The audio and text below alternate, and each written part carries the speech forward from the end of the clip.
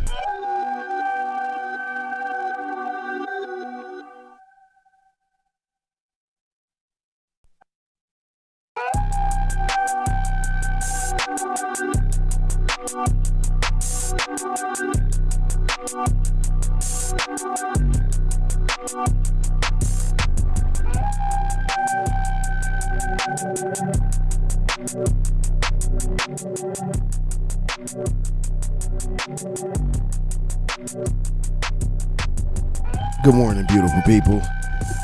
Yee! Hey!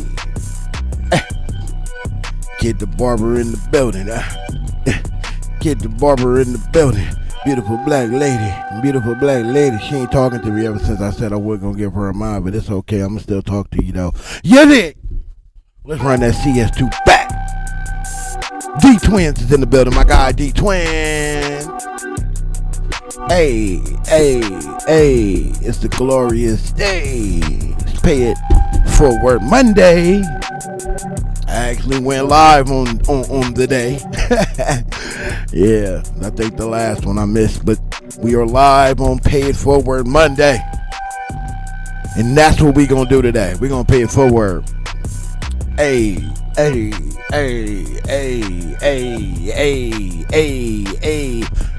Best intro in the game. You better put some respect on it. Put some respect on it, Jonas. Salute to the mods in the chat. We're gonna let this go CS2 back and we're gonna get right to it. We gotta get right to it. Hey, I hope everybody's having a beautiful day, man. I hope y'all had a great weekend. Man, I hope it was peaceful. All that good stuff. Twisted by Meeks. What up, Queen? Just Bay Area. What it do? Oh yeah, you not blocked here, my brother. Yeah, I don't care about a mod either, bro. There's a lot of channels that I rock with that I don't get a mod with. You know, I don't care about that. Me personally. Just me though. We're gonna let it go and then we're gonna get right to it right after this. But yeah, I don't really care about that shit either. I'm with you on that. On Clubhouse, people, boy, they live by it. Real grown brawls and fights start because of niggas not getting mods. That should be crazy. I'ma call you back, my queen. Good morning, beautiful. I see you on the gram. Hey. You see me over here salsa and I'm doing the salsa. Hey.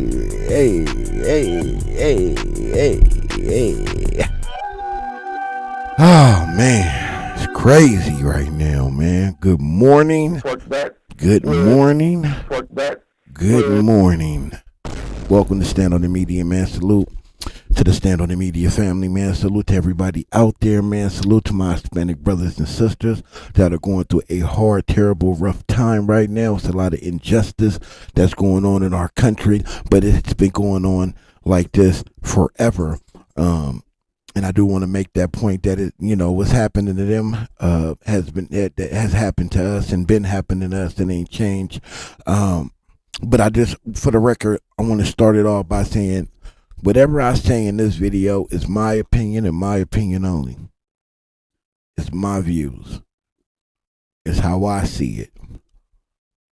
I'm not trying to change anybody's way of looking at things. I'm not trying to force you to embrace my ideology. This is simply who I am, how I was raised, how I'm wired. At the end of the day, if you get something from it, great. If you don't, great. But I'm not here to change anybody's opinions on anything. I'm just here to talk about what I feel is an unjust situation that is going on in our country.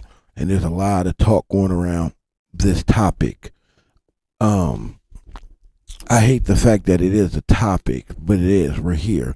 I'd be lying if I said I didn't see it coming, because I definitely seen this coming 100%.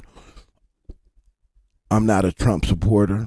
If you are, that's your business. It's not. Hey, it is what it is, right? I don't support him. I don't care how many people that look like me he bails out of jail. I know what that snake is all about, in my opinion. But when it also comes to politics, I'm really not on any side when it comes to that. Yes, I vote Democrat, but I vote legislation. I vote what I feel is good for my people first and us as a country. And on both sides, there's a lot to be desired. On both sides. All three, actually. Because you really have the independents that are standing there to pretend like they're really trying to be the voice of the people, when they're just really there to take away from the numbers, to levy the votes, in my opinion. So with that being said, first let me give flowers to Rich Trapper, Trap News Network. Salute to Rich Trapper, man. He did exactly what the hell I would have did if I was home. That's why I can't wait to get home. And if they protest here in Seattle, you definitely will see me downtown Seattle with my Hispanic brothers and sisters standing right beside them. I 100% believe in unjust to them is an unjust to all. If they will do this to them, they definitely will continue to do it to us. I also believe there is bad apples across the board on with us, and when it comes to them, for its hate. But we have to understand, in this country, it was designed that way. It was designed for us to be at odds. It's crazy because I was thinking about it last night, reminiscing about back in the day. And when I was living in Compton, majority of my neighbors were Hispanic. Had a few Samoans and then black. And one of my Hispanic neighbors, I done been to every one of his sisters' quinceañeras, by the way, and had an amazing time. But we barbecue, they come through. They barbecue, we definitely came through. Play basketball, football, the whole shit on the block every day. Laughs, giggles, hugs, daps, all that. You catch a case, go to jail. We separated. It's politics. And I'm not going to lie, when it first happened to me, I was confused. Hell, I even walked through their area to go to the bathroom a couple of times, to those that never been to jail before in LA and had to deal with the politics. Like the Woods have their bathrooms, the blacks have their bathrooms, the Hispanics have their, well, the Hispanics and the whites pretty much share bathrooms. Occasionally you'll have it all separated, but most of the time the Woods and the Hispanics, they worked and built together. But again, that's by design. It's by design. And when I was in there, I was just confused. Like, why is this? I go through the wrong area. Hey, blacks, talk to your man.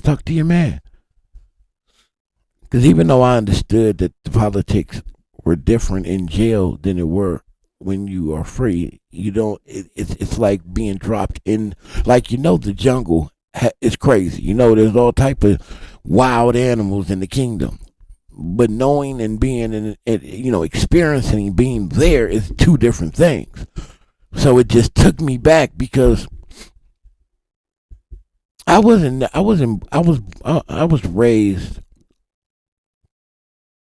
to understand that this country is very racist. This world can be very racist. But it was important for me not to adopt that energy, to adopt that ideology, that thought process, that to return to receive that is to return that energy, right? I just was never raised that way. Salute to my pops, man. We're probably gonna watch this live. I might send him the link actually. I wasn't raised to think like that, right? So it hurt me to know that every day I wake up, I'm talking about when I'm young, 15, 16, smoke a blunt with the homie, the SA homie. You know, to go play football and basketball on the block with him, you know, hang out with him every day, eat at their house, break bread, the whole shit, then to go to jail. And then if he was there with me, he couldn't even talk to me. Really. If he was hungry, I couldn't hand him a soup. And vice versa. You can buy it. We can politic that way. But because I look at him as a brother on the street, I can't look at him like that in jail because it's designed that way. They want us to be at odds. When we have so much that we are alike, the only thing that really can separate us is race. We love their food, their culture. They love our food, our culture. We love each other's music. Our whole mannerisms, the way we think, the way we move, very similar. The only thing that separates us is race. And we're both very strong people. And I know that the racists at the top, they understood that when we didn't. So let's create a wedge between the two. From start to finish. We cannot allow those two groups to unite. Because then they will have a lot to deal with. It'll be a lot on their hands. Because a lot of blacks and Hispanics are resilient people. Very resilient. And they wouldn't go for nothing like that. So they constantly create a wedge between us. And before we know it, we develop hate for our fellow brother without even thinking, like breathing air. It's heartbreaking, heart-wrenching that we could ever feel like that amongst each other when we both know that the oppressor is going to oppress us both, no different. Now, y'all breaking bread with them, that's y'all business, right? And we don't necessarily have a problem with breaking bread either. But the only difference is we breaking bread with our bread. You breaking bread with us with our own bread. So until we can resolve that, we got to keep it the way we keep it. I don't think a lot of people understand that. But that's not going to make me appreciate you and show you love any less because of that. Because that's our issue. Not to be confused with your issue. But like I said, a lot of people are hung up on that. Because they do break bread with the oppressor. But that's their business. How can we break bread with our own bread? We ain't got the 40 acres. We ain't got the mule. We ain't got a goddamn thing yet. And we ain't going to get it. Not in my lifetime, I don't think. But I don't believe that right now is the time for us to treat each other any different. Like if the shoe was on the other foot, we would get a different treatment. No, we would get the same exact treatment. And we can't allow the oppressor to divide us and keep us at odds, because that's what, if we do, they win. And a lot of us understand this. We can act like we don't, and some of us just may not. Maybe just don't get it. We may be so out of touch, out of reach, out of sight, so confused and convoluted by the bullshit every day and the shit in the past that we don't get it. I say the phrase all the time. We don't see the forest beyond the trees. But at every step of the way, they created this wedge, this divide. You think they did it for the hell of it? You think they did it just for their amusement? I think they did it because they understand how powerful that would be. And we've been saying it for years in music. Black and brown on the same team. Saluting our brown brothers. Definitely breaking bread with our brown brothers and sisters. But we keep letting the oppressor tell us what we can do and how far we can do it, or how we can embrace it. I'm just so sick and tired of that ideology. Me personally, I'm not speaking for no one else, but for me, I'm sick of it. Again, salute the Rich Trapper, man. Because for what he did, it's something that I would have did. I had to have boots on the ground in solidarity with my black and brown brothers and sisters. Because when we protest here in Seattle, Washington, a few years ago for George Floyd, I was just telling a friend that this morning. But when I was out there, I looked around. I seen a lot of Hispanic brothers and sisters out there. My experience is my experience. Yours may not be the same. Two things can be true at the same time. But isn't that anything? Right? Isn't that anything? I can show you a few white people who just flat out fucking racist. Who has no love for us as a culture, as a people. But I can also show you a bunch that do. Who don't have a racist bone in their body. Who condemn the same oppressors that we do. For me, it just comes down to it's simple right and wrong.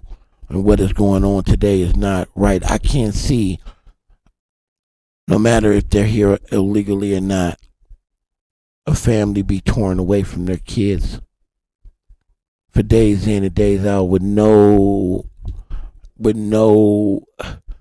insight on when they will be reunited, if they will be. That something like that, I'm sorry, pulls at my heartstrings, man. You know, how we are in jail politically goes out the window for me as a human being. To see something like that tears me apart. I'm sorry. Unapologetically, I gotta be me, man.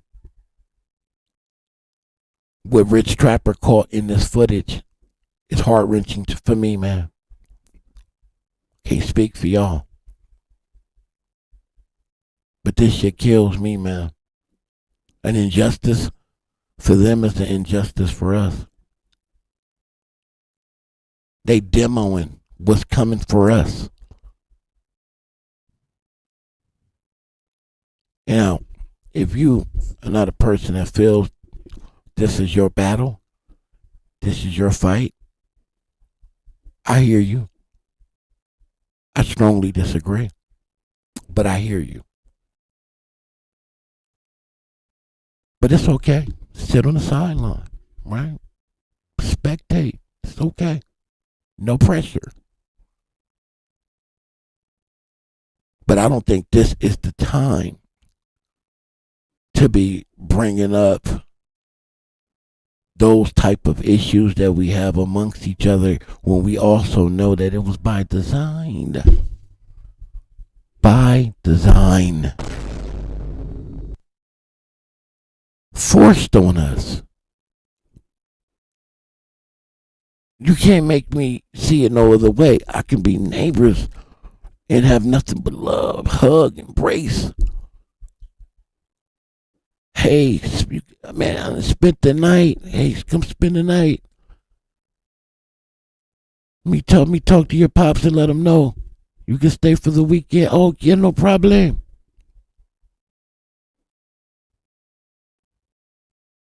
And then turn around and I go to jail and we at war, we at odds.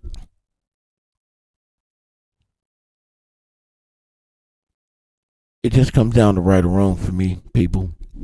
And what's happening across this country is wrong, in my opinion. Mike B, salute. Let me look at this chat. People chatting this morning. Selena, good morning, Queen. Who else we got in here? Kid the Barber, of course, my God. D Twins, my A1 Day One. Jonas, Twist by Meeks. I'ma call you back, beautiful. Good morning, beautiful. Bay Area in the building, of course. Let me see. Who else am I? If I miss you, man, I don't see you. That's the only reason why I ain't Sherm, my guy. Sherm, what it is, sucker and succotash, my guy. Oh, man. I know, man. Tanya, I see you. What's up, Queen? Good morning, boo. Good morning, beautiful black lady. I think I spoke to her already. We always speak for our brown brothers and sisters, but when our brown brothers and sisters gonna stand for us, that's what I mean. Given like 706, we need to let the jail politics exactly go.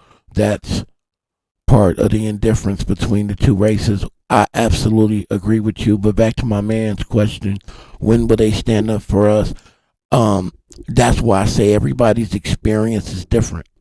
And I'm not here to tell you you're wrong, right? I'm not here to tell you that you're right either.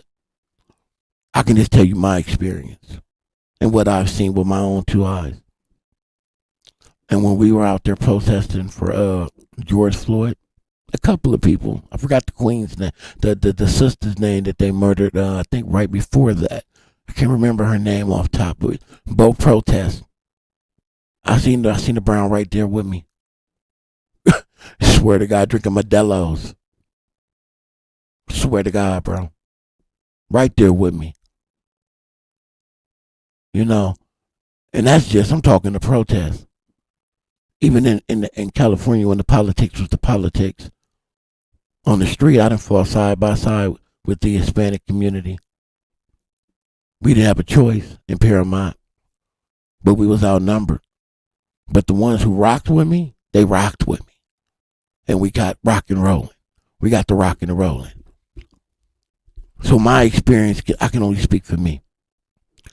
But we cannot let a few bad apples spoil the bunch. And we also need to have this conversation. We need to have this conversation.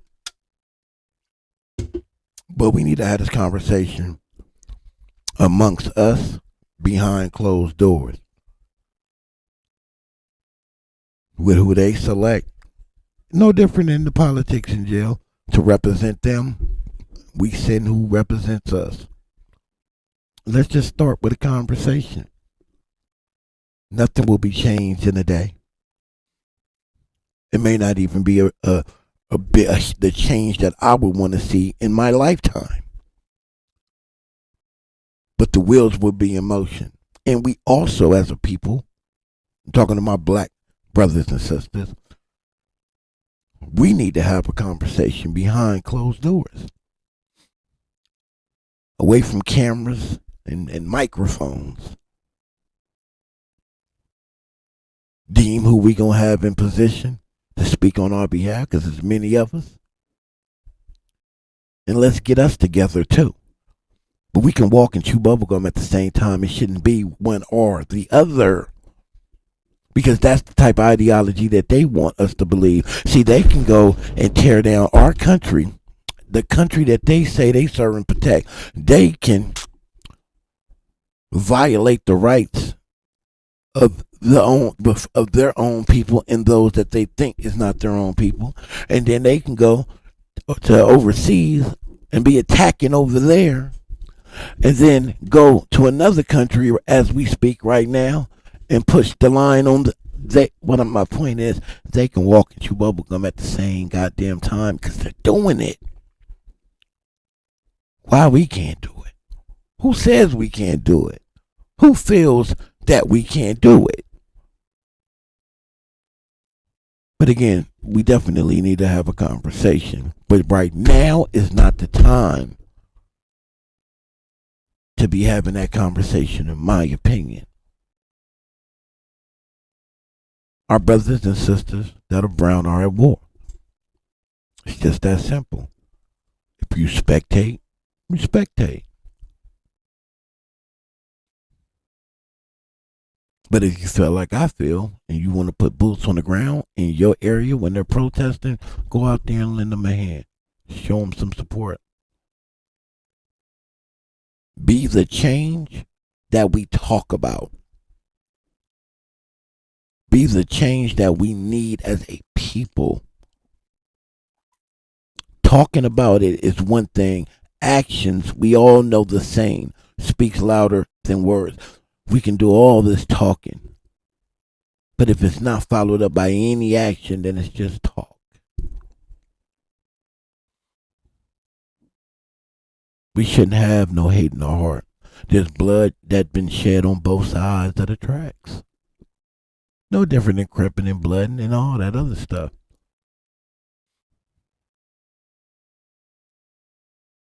Man, the oppressor is I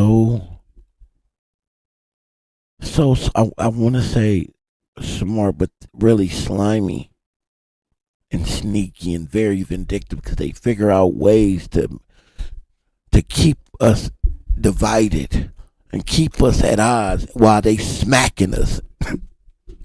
While they are smacking us in real time. Stop and frisk, no, that's no longer a thing. I just heard Young and Hefe talk about how rude the police was treating him the other day. What are we talking about? They are smacking us and keeping us at odds at the same goddamn time. And we don't even fucking see it. Because we so busy about wanting to be right and pointing the finger. You did, they did, he did, we all did. Shit that we ain't proud of. What the fuck are we talking about? See, people don't be wanting to be real with themselves. And that's okay. I get it. Because sometimes images is something that people feel like they need to obtain. But what good is it? What good is it if the people don't see you any goddamn way?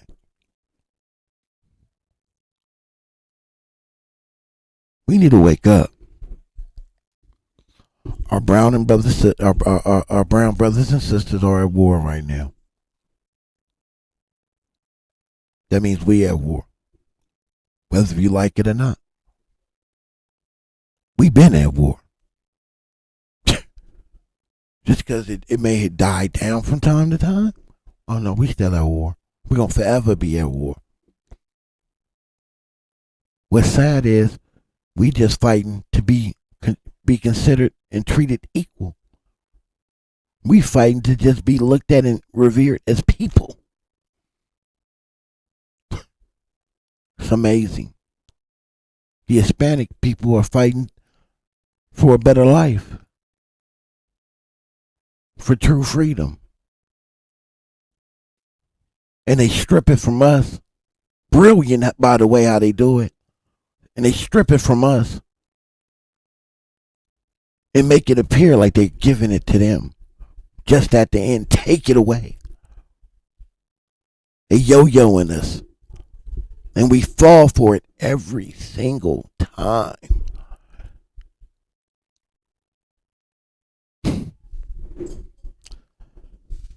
Here we go. Salute to Rich Trapper, man, for putting boots on the ground for going there and showing us what's going on down there. Because the mainstream media will manipulate and edit and put out only what they want us to see. He has a few videos, and we're going to go through them all.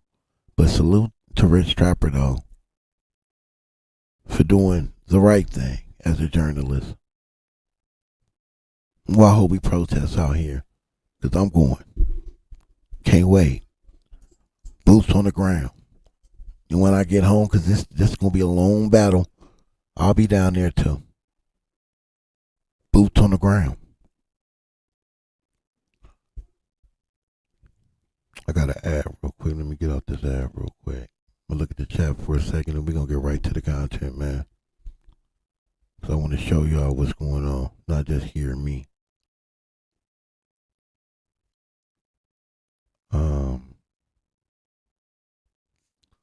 Yeah, I see what's going on in the chat. And I'm not telling grown people what to do, but I do think conversations that are being had with some people would be better served on the phone, one-on-one, or a private call, one-on-one. It's just my opinion. But again, salute the Rich Trapper, man. Let's get to this video right here, man.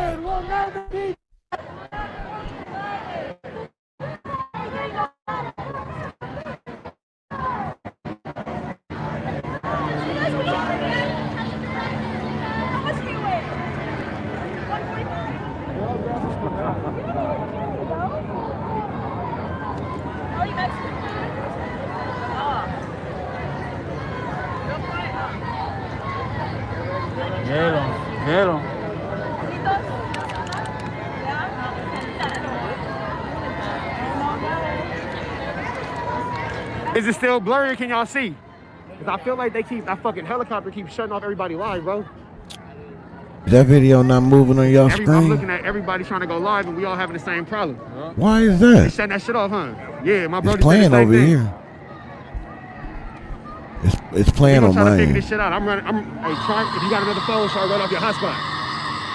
Y'all can't hear it either? What the fuck is that? Can y'all hear it at least?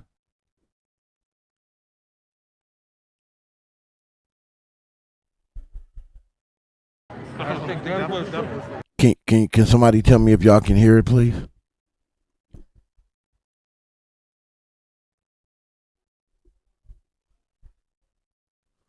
Always when we talking about doing something like this,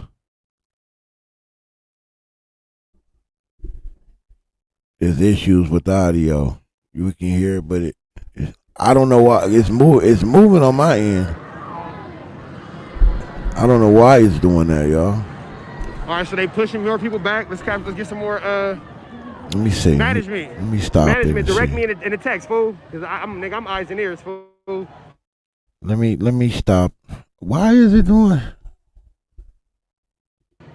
But I can see the text.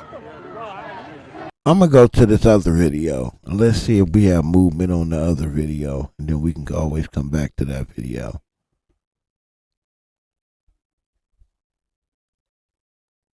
Yeah, let's do that.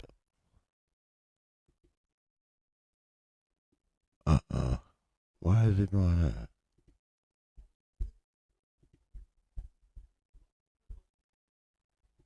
Let me go to this video right here.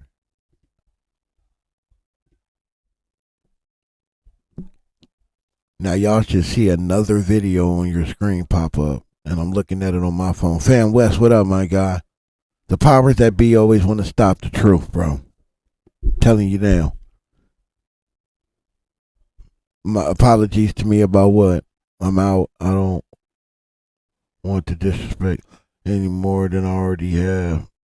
And I'm not coming to any platforms for a while.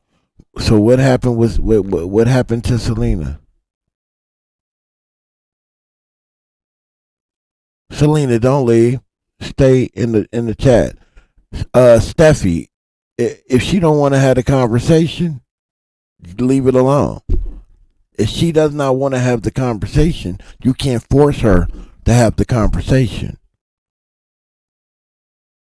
And I don't want to have to remove anybody out of the chat. We adults. Let's be adults. Selena clearly does not want to have the conversation. So just leave her alone. It's just that simple. Now, if she leaves it alone, Selena, I'm going to need you to move around it. And let's focus on what's going on here. This is what they want us to do. Be distracted. How about let's try to watch the videos? Less about the chat and more about what's in these videos. Let's not let other people dictate our movement, our feelings. Try to trick us and trigger us into moods and conversations that we don't want to be a part of. You control all that. Hold on, don't. Steffi, just leave it alone, Steffi. I don't want to read the chat. I don't want to read the chat. There's no need for me to read the chat. It's just simple. She does not want to have the conversation, and I know that you want. Let's not do that. So at the end of the day, she does not want to have this conversation with you. So just leave it alone. Why you just can't just say okay and leave it alone? That's childish. Very childish. Because I know. Just leave it alone. So when I did that, y'all can see that, but y'all can't. Hold on, man. Let me see if I can get this video now to work. Okay, it wasn't you.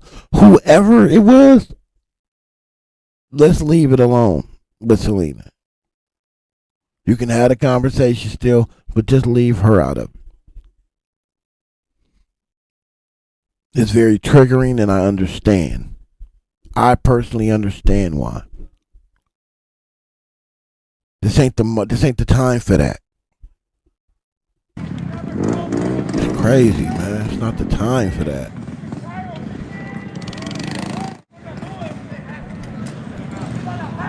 Let's see if it moves now, because it's moving on my end.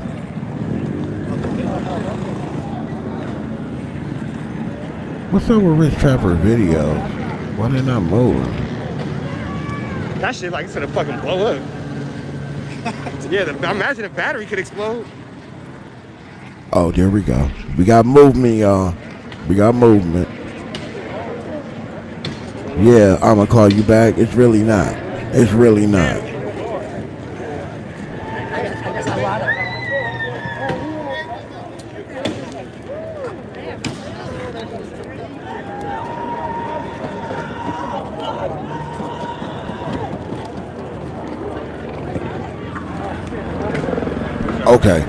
Okay, cool. So this is the first video. It's about 3.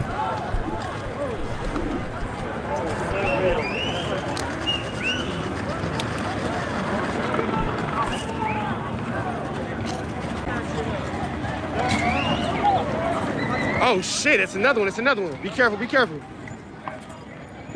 Y'all, look at this shit. Management, are you here? Management, are you here? Look at this. Management, are you here?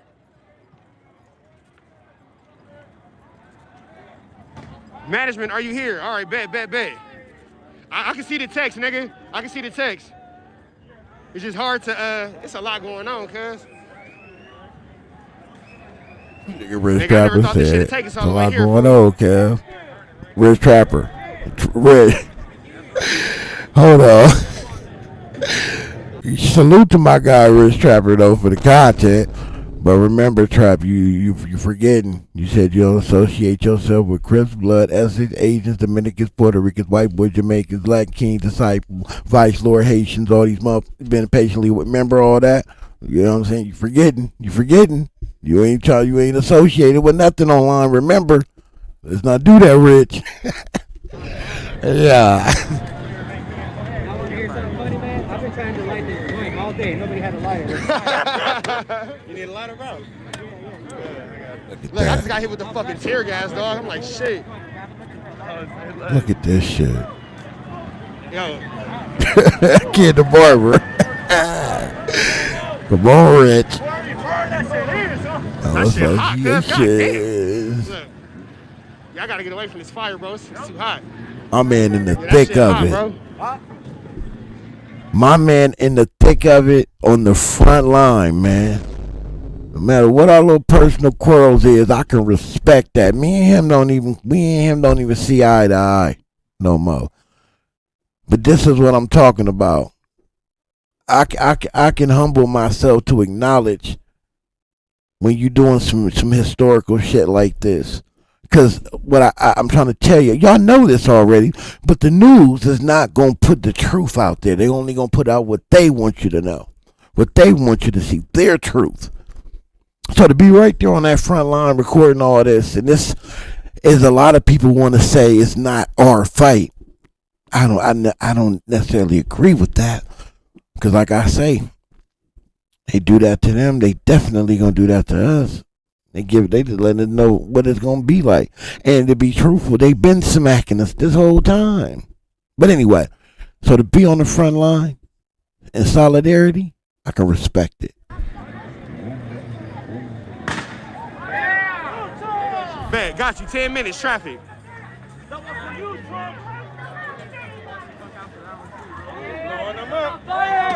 Yo, fire. It's on fire.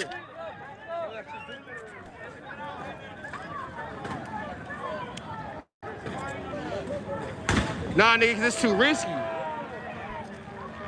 Oh, shit, you good. Go ahead, bro, you good. Let's go. Hey.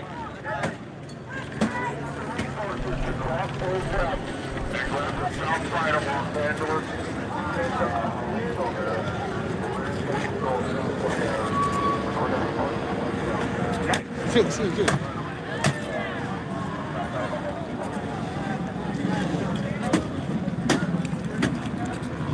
Third wing on fire.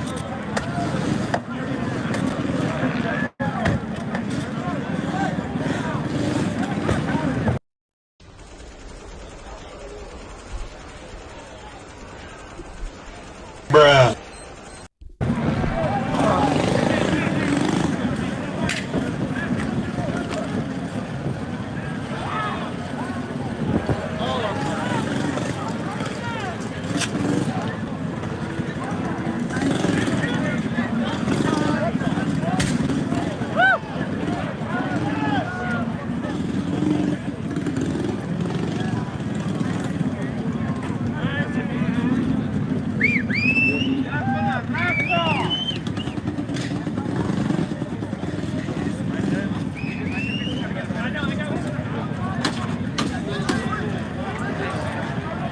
You got that shit? Be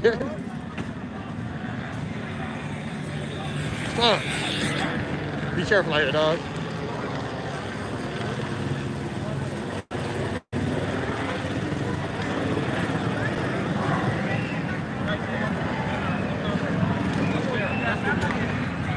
You out here, man. That's right. Easy call. Oh, shit.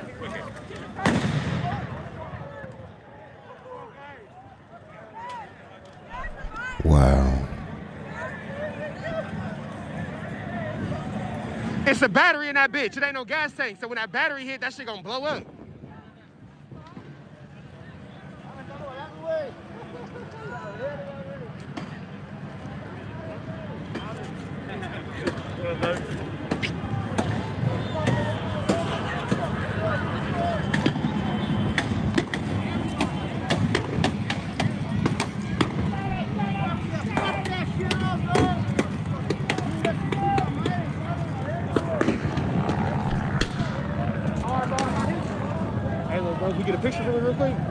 Appreciate it, dog.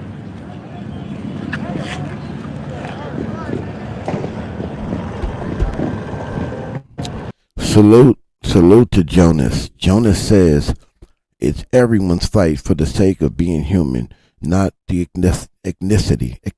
Blah, I can say it. They have minds tainted with that BS. Facts. He said, I love all and stand for my race as a human being.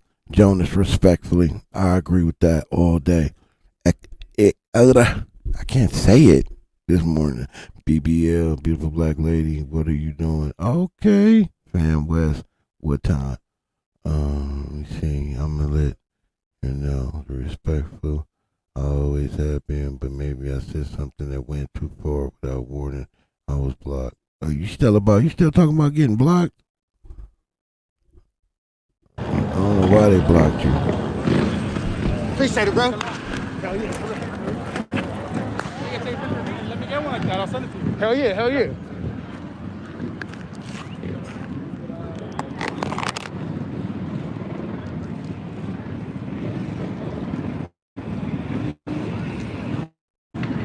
Hell yeah, dog.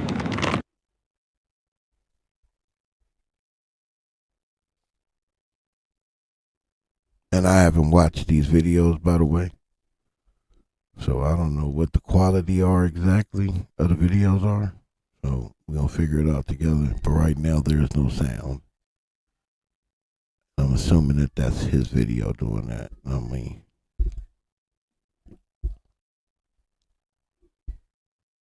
let me get off this dating site. Off this dating website. This single life shit. This being single. Don't worry about it. Don't worry about it. I'm still rich. Don't worry about it. Let me see if that's his video tripping or not real quick. Let me see. Yeah, that's his video. I don't know why we ain't got no sound. But that's pretty much the end of that. I'm gonna go to the next one. Then he has one that's a little longer. And I think that was at the end of him being down there. If there's any links of the Audio back. Yeah. If there's a link out there, a video of the local news talking about it live right now, and it sounds like they're giving us more intricate details, because somebody send that link to me, put it in the chat or something, because I would run that after I run the last video from Rich Trapper. What's funny is I was going to go a whole different way this morning. I wanted to talk about the dossier that Reggie Wright was on and Shook and what's his name, Michael Douglas Carlin, when they all was talking on that dossier, because I ran across it and it's the full audios, and I just wanted, because I've never sat there and listened to the whole audios, so I was going to run that this morning, but you know, this to me was more important to talk about this morning. Again, this is Pay It Forward Monday. Let me just throw this in there real quick and we get right to it. It's Pay It Forward Monday. Something I started here at Stand on the Media, man. I would appreciate it if you participated. You don't have to. And it's all about just doing an act of kindness for somebody, not because they want you to, or because you feel like you have to, but because you can and you want to and you care. And it doesn't have to be money. It can be just an act of kindness, a compliment, pulling someone's chair out, opening their door, telling them they look nice, cutting their yard. If you a barber, like Kid the Barber, free haircut, anything like that would constitute paying something nice forward. That's what today is all about. We should practice to strive to be like that every single day, but I understand that real life comes at you real fast, and sometimes you just don't be in the mood for it. So I'm guilty of that myself. But it's about having the mindset of doing something nice for someone, to try to make this world a better place. Because if you don't understand that the powers that be want to make it really ugly. Controlled chaos. Remember the word controlled chaos. That's what it's really about. Controlled chaos. Is this the right video or not? Yes, that is. Okay, let me send it on over there. Did I do it already? Yes. Okay. Let's get to it. But pay it forward Monday. Thank you. The second video. I'm gonna go grab the other. Shoot me, big dog. Shoot me. Slide in, sneak in. Hey, I just went to a survey.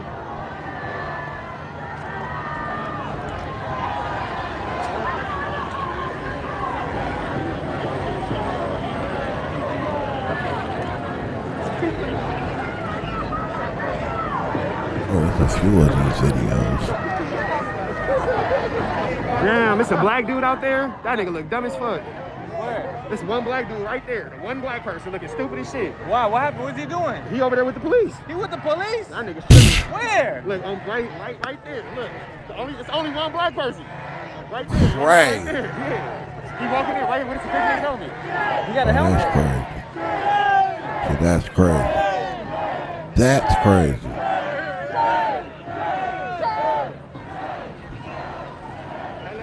All skin folk ain't kinfolk. Remember On that. behalf of black people, we don't support him. All skin folk ain't Oh kinfolk. God, we don't fuck with him. Straight up.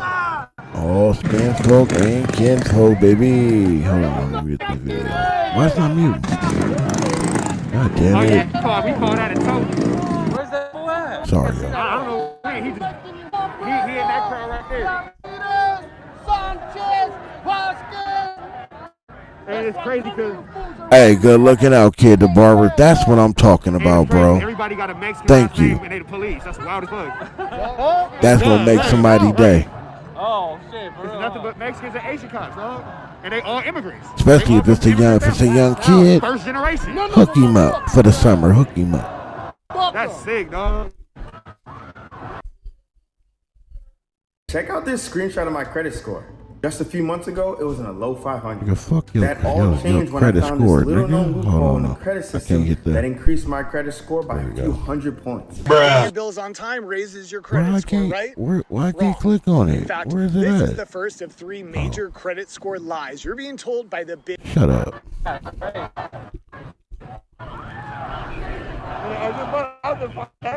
Rich Trapper must have been out there on that Android. That's my teacher. This that Android footage. Blanket.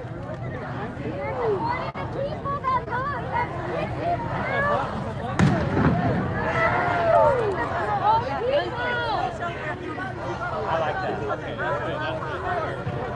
Hey, you guys smell like spam. They want to know if you want water. You guys want water? What's his name? Oh, y'all got him up out of there already? The guy that said not our fight. Okay, if you feel like that, this ain't the time for that though. Like, you know what I mean? You just wanted to you wanted to say that to what? To cause what? An issue in the chat?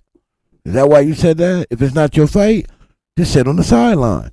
And then when it's us at war, that's what they probably gonna do for you. Sit on the sideline. You guys want water? Hey, my boy's burning up. Yeah, he hot as fuck. Hey, bro. Hey, you look like you need 2 waters. Hey, we got 3 waters. 1, 2, 3. You guys want water? You guys can quit tomorrow. Quit right now.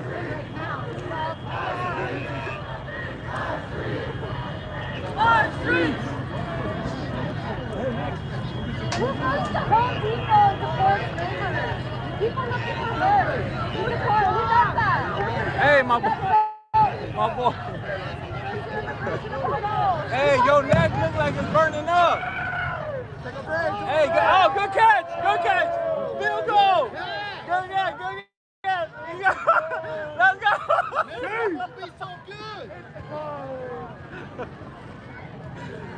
Well, hey, I got a water. You want a cold water? For you. Only for you.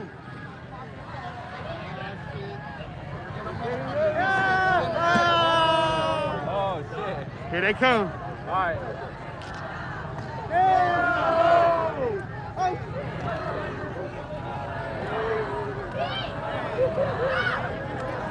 No, no.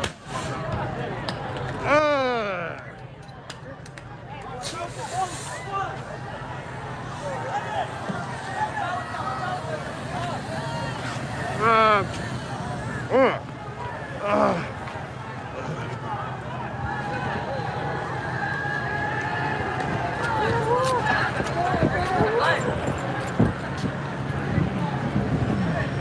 took some tear gas, y'all, but I'm straight.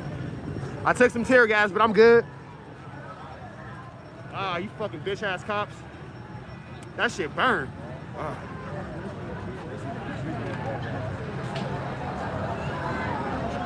They got your boy. They got your boy. I'm all right though. Somebody got hit with the rubber bullet.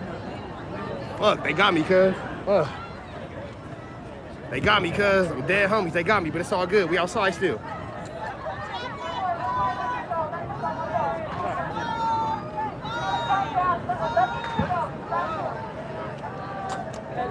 Nigga, that shit hurt, bro.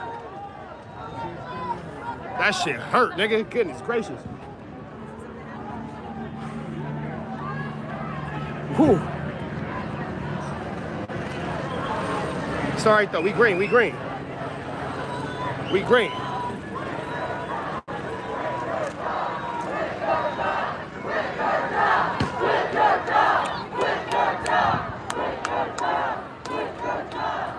Nah, we good, cuz. We good. I'm outside. Fuck you. Bro, it's hitting them. Hey, that shit. Oh, it's hitting them. You stupid bitch. Yeah, now y'all can eat that fucking tear gas. That shit burned like a motherfucker, you fucking weirdo. Look at karma. Look at karma.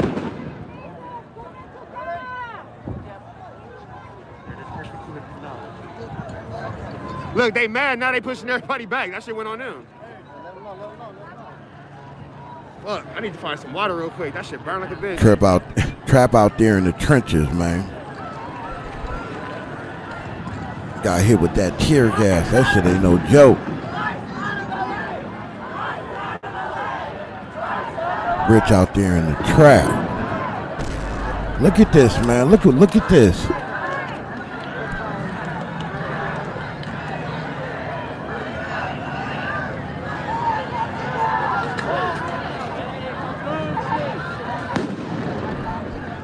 I know I seen a lot of people that was saying, man, you know, and they say that's about us too when we ride, you know, about tearing down your own community and why would you do that? Why would people go out there and just tear down and burn down their own community? It's sad, you know what I mean? And I agree. It's sad. It really is. It shouldn't have to come to that. But I'm not as bothered by it as you would think, because over and over and over again, y'all show us that our communities really ain't our communities when you feel like it. For an example, look what they did to Big U. Because a few informants, a few rats, a few busters who was scared of this man because they wanted to be that man, decided that they couldn't take the pressure of him just being alive, because Big U wasn't going out of his way to mess with these dudes. If I see you in traffic, I'm a demo on you. I don't see what's wrong with that. Me personally, I subscribe to that way of thinking. There's no need for me to be yelling back and forth with you and showing who's really the man over no line or no internet. Nah. For what? For clicks and views? Straight on that. If I wanted to get to the top that way, I'd have been there. A few incidents I could have used to navigate my way up them ranks, but that ain't my thing. But to say whenever I see you, I'm a demo on you. I like that approach, but they didn't like that approach. That was too much for them. So with the help of law enforcement, they came in and took him out of his community that he was helping to feed and take care of and grow. He was growing the community, building the community, invested a lot of time. F the money. The time he invested in his community was just stripped from him for political reasons. When it all comes down to it, very political reasons. So again, when they say, why would you be down here tearing down your own community? I say, was it our community to begin with? And is that the only way we may be able to get their attention? I don't know. Maybe we should make that a poll.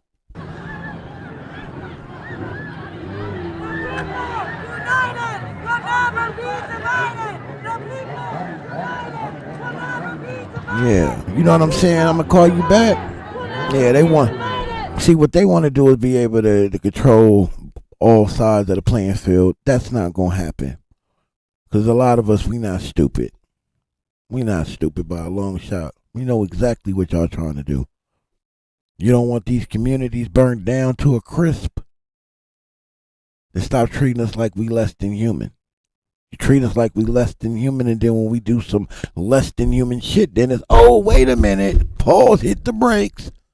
Come on, y'all. Let's be human again. Nah, fuck that. We over that. Yeah. Tupac said it eloquently. We tired of begging. We tired of asking. We tired of pleading. We tired of sacrificing and you know, doing all the things to try to make it work. When on y'all end, you ain't never wanted it to work. You never wanted it to work. You don't want to work with no people like us, the black and the brown. They don't want to work with no people like us. They want to use us. They want to work us because we're less than to them. So we tired of asking. We tired of pleading and negotiating and compromising. People sick. Why to make it worse? All right, cool. Super I just Dub thugged that Nation. shit out. What I'm up? glad I didn't. I'm glad I didn't, nigga. I just thugged that shit out. I'm cool now, though. That shit burned like a bitch, though, cuz. Real quick, no more pausing. LAPD said, Super Dub Nation said, LAPD shot a reporter with a rubber bullet. Reporters ain't even safe out there. ICYB. Me too. I never stop when they tell me to. Facts. Me as a Mike B. Shit looks and sounds like a war zone. That's what I'm talking about. That's what I'm talking about. And some of us are sitting on the sidelines, I might add, saying, whoo, that ain't got nothing to do with us. And in fact, it has everything to do with us. Better wake up. But fuck it, we outside. There it go. Boom, throwing big ass rocks, nigga. They chunking them shits. Crazy. No offense. Salute the rich trapper for getting the content, man. You're getting for real, Everybody man. knows you can buy car insurance online. Bruh.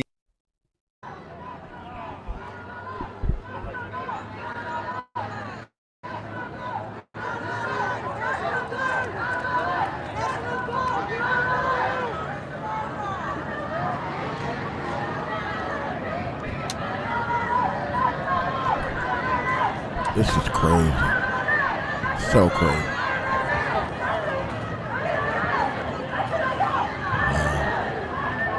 Hey, look, I'm hiding behind this nigga, because if they whoop his ass first, they gonna fuck him up first. So I'm gonna hide behind cuz. On the front lines. I can respect that. Oh, God, nigga, I just got hit with the tear gas, nigga. I can respect Y'all it. got it. Nigga, it's not that serious. Salute I'm to here my brown covering brothers niggas. and sisters out I there, just got hit man. with that tear Salute, gas, man. bitch. You got it. May I bet God she be with fine as y'all. Fuck, I bet she bad. Man, may God be with y'all, man. I bet she bad as fuck. She chose the wrong side, so forget her, Rich. She chose the wrong side, brother.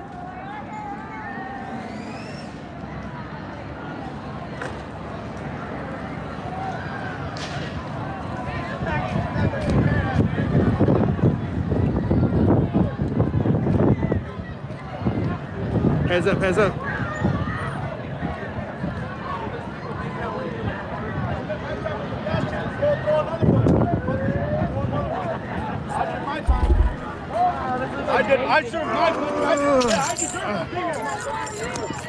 I'm like, damn, did they punch Rich?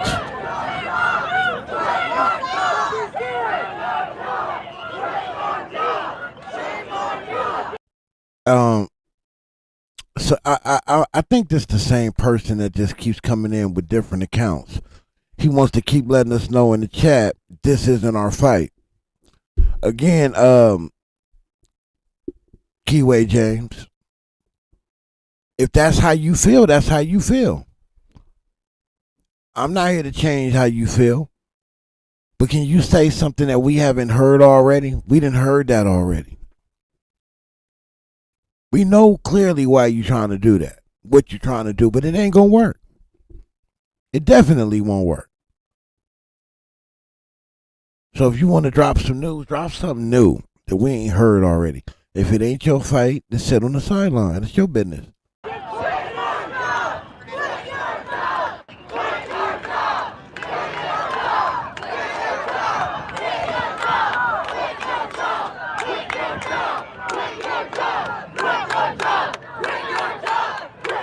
Yeah, that's a fact, Mike B. But it's the same thing with us though, Mike B. I done been pulled over and treated like shit by the black officer more than I did the white or the Hispanic or the Korean. Straight up. I done had the brother treat me with straight arrogance, like he knew me, like he just know I'm a bullshitter. You know what I'm saying?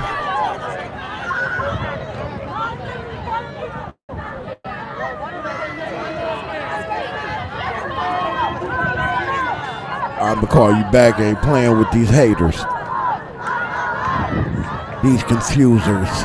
They coming in this bitch to confuse us and cause the distraction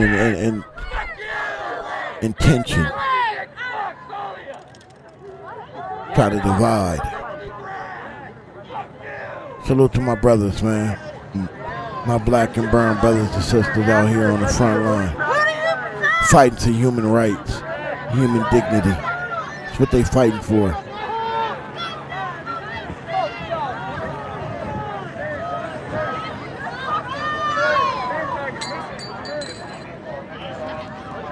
Y'all should all be ashamed. Ashamed. Oh, they don't. They pension make sure that they don't. Make sure they're not.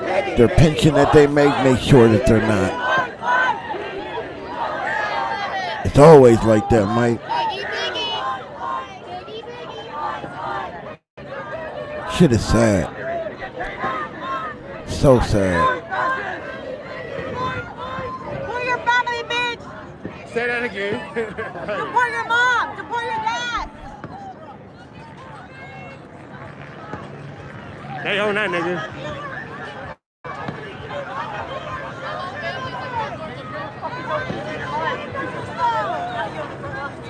Hey, they hit this nigga with some milk. They fucked him up. Damn, that's crazy. Hey, they fucked him up. He got fucked up the worst.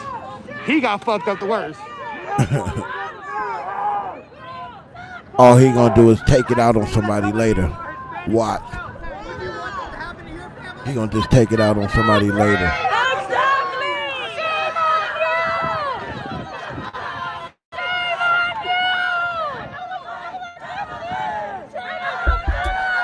Let they asses know, people. Let's go. Let them know.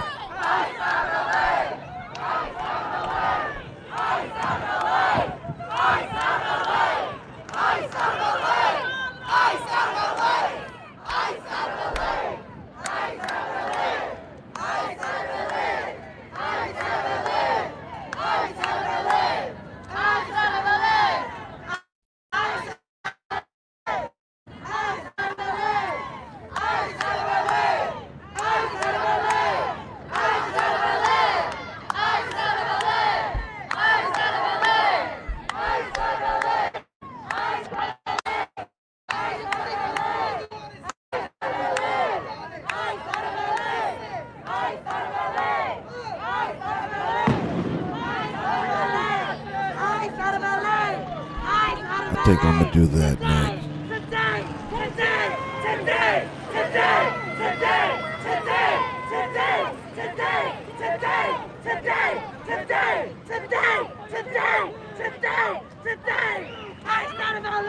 Hey, bro, it's a lot of emotion out here, bro.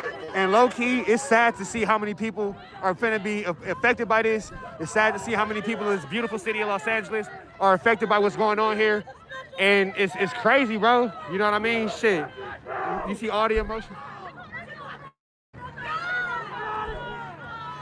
sad, man. Shame on you! Fucking traitors! Talk to him. Talk to him. Disgusting. What that dossier at?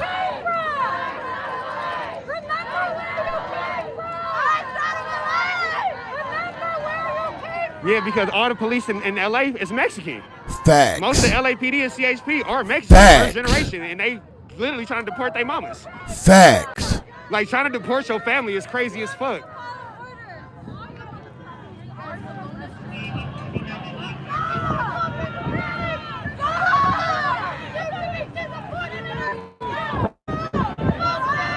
They gonna just curry favor for them. I'm They not gonna doing curry shit tonight. favor I'll them. be out there motherfucker when the sun down.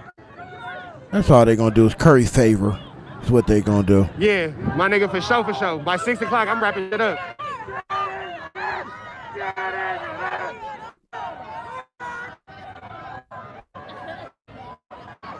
Yeah, nigga, I already got fucking hit with the tear gas. That shit was trash. That shit burned like a motherfucker. How much time in this video?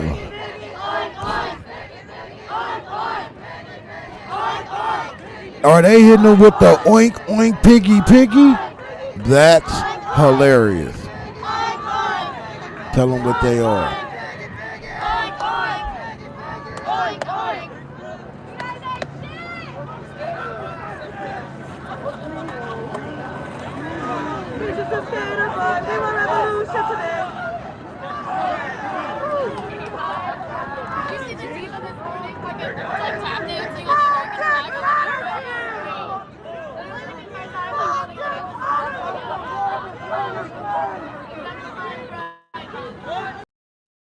Most people have no clue that the best way to make money online is not dropshipping, Amazon FBA, or affiliate marketing. It's with a new way you haven't.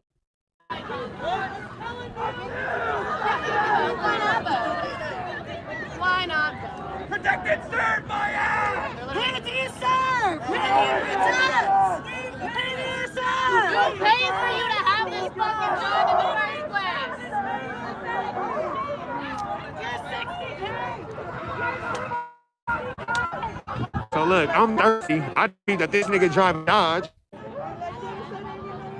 I'm thirsty as fuck. I can see that he driving Dodge.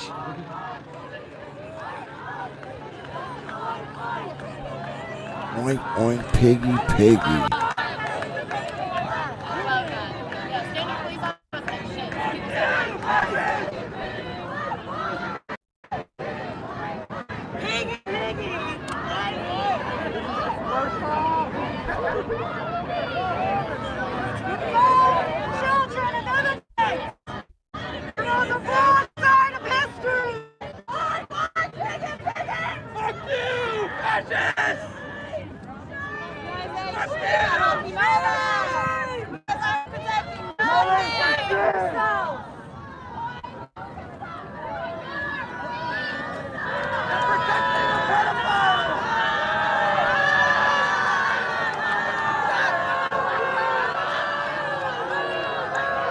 That's not the right one. What the fuck is that?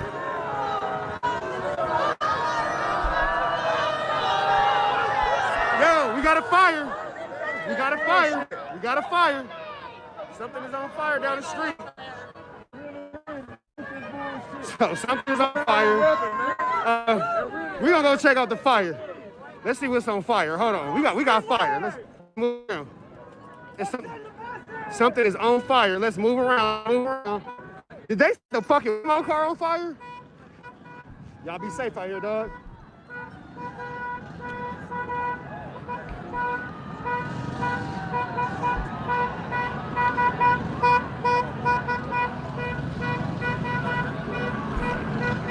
Trap News Network live on the fucking scene. News you can use. Knowledge you can't get touch. Be safe out here, G.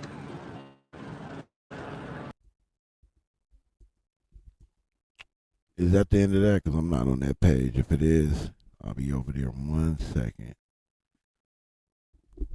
I have to come back, finish this. So we're going to salute the Rich Trapper, man, for the content. Salute to him, man. My prayers go out to every single family, every single person in the brown community, in the Hispanic community that is suffering because of this. I hate that y'all are involved in this. Why that this is even being done to you. It's disgusting. We don't stand by it at all here. Stand on the media whatsoever.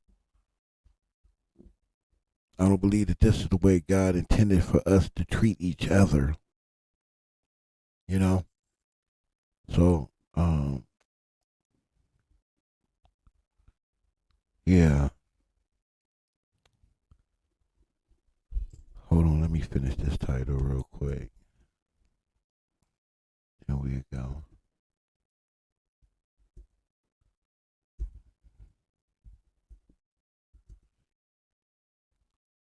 Oh, I could be doing that. You know what? So let's switch gears real quick. Let's go here. Transfer that over. So, like I said originally, my plan was to go over the 2 dossiers on the Tupac and Biggie case, the LAPD cover-up of the murder of Biggie and Pac, and listen to what, I don't know if both full audios have been played.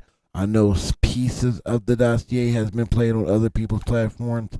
I don't remember hearing the entire audio of both of these videos. So I'm gonna play the one where Suge is talking to Michael Douglas Carlin, and Michael Douglas Carlin is letting him know, Russell Poole wanted to let you know before he died that he was sorry. He apologized that he was looking at it all wrong, and he wanted to let Suge know that up front that he was wrong and apologize. And at the end, Russell Poole had got it right on what happened here at Deathrow, and he's talking to Suge, and Suge explains. So a lot of people make a big deal about him going on that show, Piers Morgan, and essentially telling more about what happened and who was involved, et cetera, et cetera. But this audio I'm about to play right now is, I don't even know how long. It's hold on, I'll tell you right now. Let me just click on it. 4 years ago. This audio is from 4 years ago. And you hear Suge explaining what happened, who was involved, what he thinks happened. So a lot of people, made a big deal out of him being on Piers Morgan and confessing the way he did. But I mean, I'm being honest. Suge has been telling us in his own way this entire time what he thinks happened and who he thinks was involved. I thought that was interesting, though. But we're going to play this audio, finish doing the title so I can switch gears, let y'all hear this, and then we're going to get to Reggie Wright when they question Reggie Wright. And I want y'all to really listen, though. Really listen. Because what I'm trying to at least figure out, though, because I think Deuce, and salute to Deuce, I think he might have got it right if I remember correctly of him saying, because I was thinking on the same line as he was, that what Reggie is more worried about is the Buntry unaliving. Because anything other than that, like I said this on my live about Loose Cannon, because people was like, damn, why does Loose Cannon lie about everything else, but when it comes to his crimes, he's telling the truth? That's why. The same thing they did with Keefe, they claimed they did with Keefe D. Profit for a day shit. they don't want you to talk about that shit at all. But if you're gonna talk about it, you can only talk about what the truth, what you have told them. If you leave out any details, you add any details, they can bring you in on charges on them crimes that you have confessed to. So I think that's the same thing with Reggie. Reggie talks about the things that he's already confessed to because it gives him a license to talk about it and not be prosecuted for it. And he's a ex-police officer, disgraced police officer, so he understands that. He understands he has that privilege, and some, being that he was an disgraced police officer with ties. So he talks about this stuff in the detail. But I do think that the Buntree one, the unaliving it, that one, I don't think he either confessed to or told the truth about. And I think he's worried about that. There's a few other things that he's worried about coming out that he at the end will get got for, I believe. But let's listen to what they were talking about 4 years ago. First, we're going to start with Suge Knight and him and Michael Douglas Carlin and how he felt what really happened. And it sounds a lot like what he said on Piers Morgan. But I don't know. Let's get to the content. Say or dial 5 now.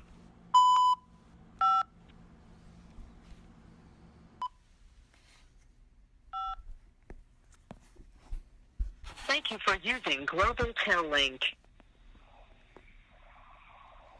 What's happening? Hey, how you doing, man? Good. I finally get to talk to you. Yeah, I know. We've been going through everybody for all these years, for 4 years, no, because of Detective Biddle, no outgoing mail, no incoming mail, no phone, no visits, and if I want to hire an attorney, they got to get approved by a judge, county council for the sheriffs, and the DA. Man, I've been following with great interest. Russell Poole wanted to apologize to you. Yeah, I heard that, man. He's a good guy. I never lied to him or nobody because, all that stuff, they know who was going on behind all that stuff, Yeah. Well, he couldn't, in his mind, separate you from Deathrow Records. And as we were doing the investigation, I said, you have to understand, Russell, that, Mr. Knight was, in the car next to Tupac. I mean, that's not... And then with the Biggie thing, Mr. Knight was in jail. And I met somebody who was in jail with you at the time, and he said it's impossible that he was on a cell phone back then. Impossible. It's definitely impossible. I mean, the one thing, too, with Tupac, I still got a 40-part bullet into my skull. And the thing about it is, they've been knowing all this type of stuff from day one. And that's why they violated me and sent me to prison last time. And the other thing is, for Biggie's son, I'm quite sure if they saw the first one, they would have saw the second one because it's the same circle of people, It is the same circle. I mean, Yeah. I got tapped on the shoulder by one of the cop's daughters that was involved, and she told me. I mean, this isn't conjecture anymore. We know the facts. Yeah. It's the same people, same circle of people. Yeah. Have nothing to do with me, No. Same circle of people. I'm in Wisconsin. They found a blood clot in my leg, Oh, yeah, that's what I heard. Yeah. Yeah, so they, Wednesday before Oh, Thanksgiving, shit. all my legs and stuff swollen up, so when they went to the Simpson what outside happened? doctor, they checked out a blood clot in my leg, but they said it's real serious because they can move up faster and your leg can kill you, so Yeah. they got me taking 2 shots of blood thinner and a pill at night. And since the county jail, I was taller than the bunk, and I was wider than the bunk in 2904 for almost 2 years or something. So I used to have to sleep balled up. So it messed my disc up a little bit in my back. So I got to fix that, nerve or something. County jail will tell you, but they put you in the wrong place, Oh, yeah. No, absolutely. I'm in Wisconsin right now. How you doing up there? I'm doing good. I'm in Wisconsin. I drove George. Oh, good. I drove George Papadopoulos to prison. What happened? I drove George Papadopoulos, the Trump guy. I drove him to prison. Oh, he'll be all right. He got good company on the way He'll to be prison, all right. Yeah, exactly. And you're a good guy, man. Absolutely. Yeah. That'd be real good because people need to actually know, because a lot of people is blind to situations in prison. And then some people get treated 1,000% worse in prison, so that should be accounted for too, you know? Well, I told him before he went in, I said, George, I really want you to talk to the inmates there and ask them how should the prison system be reformed. Right. Because, you know, what an opportunity for him to go in. You know, it's only 14 days, but still a lot of smart people there. And he needs to ask Hold them. on. And if you have any problems. You said what? Wait, what did Suge say about his leg? He needed to take blood thinners, man. He had a blood clot in his leg. That was 4 years ago. He had a blood clot in his leg, and they had to put him on a couple of blood thinners. And you know, when you behind bars, medical attention comes so slowly. So that's one thing I definitely constantly think about when it comes to Suge and Keefy D, is they are in there at an old age, and you know, as black people, man, we have everything up under the sun. We're born with it, pre-genetically born with it and all that. So with him being in there, I think about that like, damn, he got to battle that, his health, and trying to keep his health intact, and hope that these people will get him the medical attention that he needs in a timely fashion. Then he has David Kenner, his attorney, cutting his throat every step of the way. CS2 back out here muddying up investigations, talking dirty. I don't think some people understand the magnitude of pressure that is to be on a person who's just trying to fight to survive and tell his truth.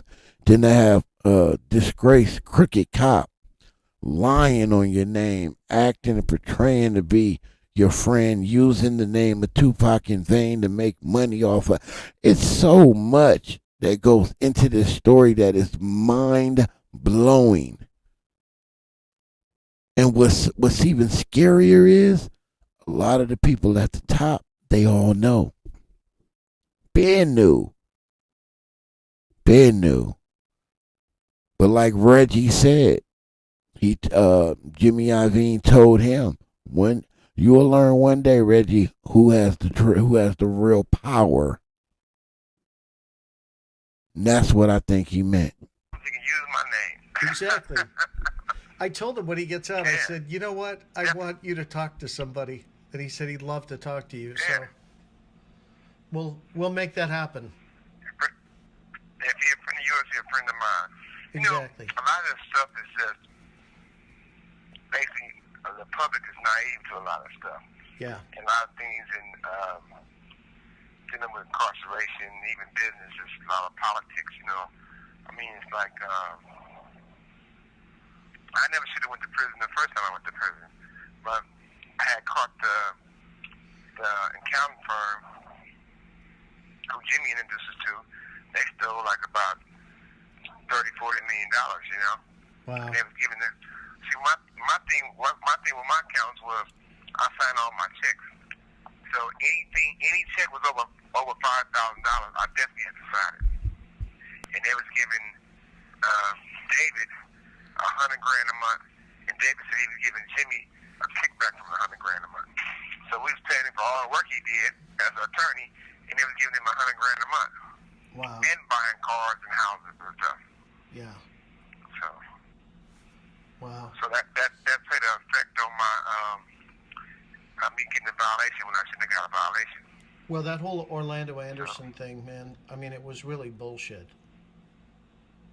Yeah, I mean, even when he came in, they put him on stand, and the judge asked me, said, do you know Suge Knight? I said, you don't know Suge Knight. I said, what did he do? The only thing he did was help me and save my life, which I basically did because, you know, Pac was my little brother and the #1 artist out on the bond, and if he would have got in trouble, he was going back to prison. Yeah. So I knew it was cameras everywhere in Vegas because I went to UNLV. They just take us to the top and let us watch. So, you know, I was breaking up saying, cut that bullshit out right in here. But at the same time, they just played with the thing to where buddies to play with it. And see, the thing is, those guys, if you go back and watch the film, they was already stalking Pac, like watching him. So that just took the iceberg when something happened. But there was a plan already to do something to him. Yeah. And that's why, like I said, I had two of the toughest guys for him, and Reggie pulled him off of me. And after it happened, I told him to send 5 guys from the club to there, and they never sent nobody. Yeah. And Frank blocked us in purposely. Later, he told us at the streets. They told him to do it. You know. Yeah. His constant. Hey, Frank got so bad he died. You know. Oh yeah. No, absolutely. And Michael Moore. Yeah. And then Perez and them was all involved. They were trying to kill me too, but see, because Perez and Reg was good friends, and Perez and Sarita and Reg is great friends, and so all those three together was trying to plot. You know? Yeah. Exactly.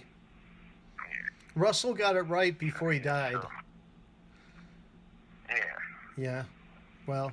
And you know, and the sad thing about it, Orlando wasn't even the shooter. You know. No, exactly. No. And it said that, but it's not at all. He was actually a good kid too, you know. Yeah. Well, that's what I've heard from Compton. My judge said he watched it take 97 times and still couldn't say I did anything. Yeah. He asked him, could he just give me less time, like 1 year, or back on probation? And the lawyers never said, yeah. They all kept saying no, but that's not true. He could have. Yeah. And I got the paperwork to prove from 2 different DAs and all attorneys. I never had a firearm when I went on probation for it. I mean, when you come see me, we need to really sit down because I got other people involved and stuff. But you should really be involved with the movies and the documentary stuff because it's not just because a lot of part of the history need to be shown, need to be said because it can help people in the future. You know. Well, the truth is actually the best story that's ever been told in a film, I believe. Oh, always. Yeah, always, definitely. That's why I'm saying that's why it's so important to get these things out and you're the right person to do it because the truth doesn't just stop with one person. No. The truth put the law down, the facts down that they don't keep happening again. Well, think about it. You got drugs, you got guns, you got jealousy, you got music, you got, you know, I mean, it's just such a rich story. Yeah. I mean, all kinds of really cool things in this story. Really, yeah. Wisconsin, that's a great football state right there. Oh, yeah, no doubt. And, you know, Green Bay. Definitely. Oh, yeah, you talking about the Packers. Oh, even yeah. the college, those guys eat, breathe, sleep football. Well, and, you know, football. It's such a small town that has a football team, and those are the biggest fans that ever lived in any sport. What you think the Raiders going to do in Vegas as a football team? I think that's such a great move for, you know, for Major League Football. I mean, it's like, I mean, for NFL. It's a great move. I think hopefully I can be finishing up my time soon because I would love to be there to consult those guys because they need somebody to consult them because there's a lot of opportunities that go the wrong way. You got to watch what clubs you go to, what strip clubs you go to. Yeah. Watch out for the hookers. Watch out for the slick stuff. You know, you got to turn it to a real occupation job as an athlete and a family place, you know? Yeah, exactly. Because the most important thing about going there, they got to win. And if guys is out past curfew and hanging out too late or getting in trouble, you can't win, you know? Yeah. Yeah. They need you. You need to be out, man. Your family needs you too. Did you hear about the team? Yeah, my family really needs me because I take care of my whole family. My kids are great. Yeah. I'm blessed to have great kids. Yeah. Russell never liked Biddle. I mean, Russell Poole never liked Biddle. He told me he didn't trust him. This is the thing. When I got shot, it was 37 cameras in one Oak. Yeah. Biddle was a detective on that case. He said, well, one day I'm going to cross you. So when the thing happened in Compton, how you a detective on that case also? Yeah. Big conflict of interest. Russell was going to the sheriff's to talk about the conflict of interest when he passed away. Yeah. he was a good guy. He was a good you know, guy. And then Sheriff Ball handed the shooter the gun, and the next day he took him to the airport. They called him in and said, "Well, did you take him to the airport?" First he said no. Then they showed him what he did. The only thing they did was fire him, but they never said nothing about it. You know? Yeah. Well, they didn't even fire him right away. They fired him a year later. Yeah, which just makes no sense because all these things is, huh? No, I got one. So all this stuff's come down to them, you know, it's just BS. Yeah. Well, I mean, you're a good guy, you know. Now that ain't true. Suge was a motherfucker. I don't know about no good guy. He didn't deserve what happened to him. Where all this stuff really comes from. He said, "You're a good guy." That's just not honest. It goes all back to 1996. Right. Yeah, man. So that was pretty much that clip right there. But if you listen to what Suge is saying, Suge is essentially saying everything he was saying on Piers Morgan, but just in a little bit more detail. Oh, I need to change that poll. I'll get to that poll in a second. We can get that up out of here. I see they running commercials on your channel now. Who running commercials? Who did it? Who running commercials? What are you talking about? Tell me what's going on, Mike B. Who did it and what they doing it with? Why they doing it? Who doing it? What's going on? Let me go to my chat and see. Who running commercials? The heezy for sheezy is going on out here in these streezies. Man, I had somebody get at me in the comment section, right, in one of my videos, man. And they was like, you know,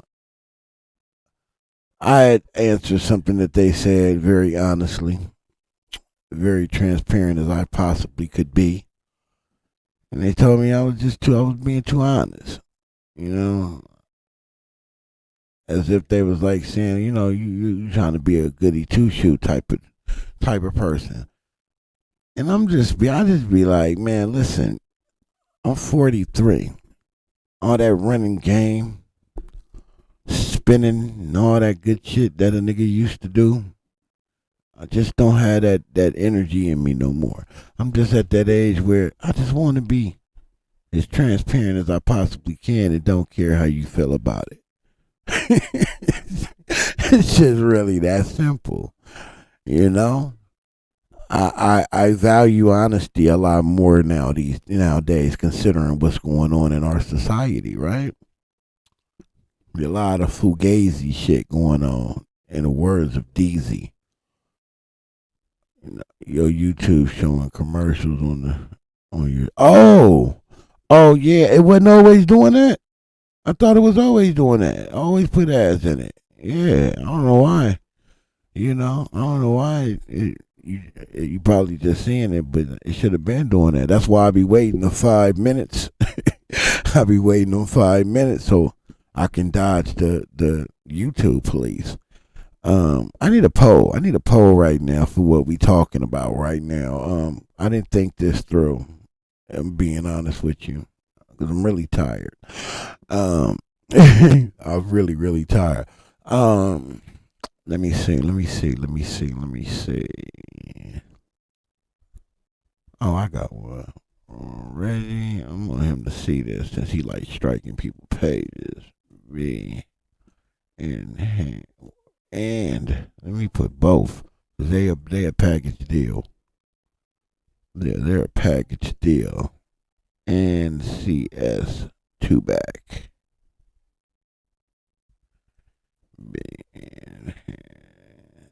Because by the end of the year. Yeah.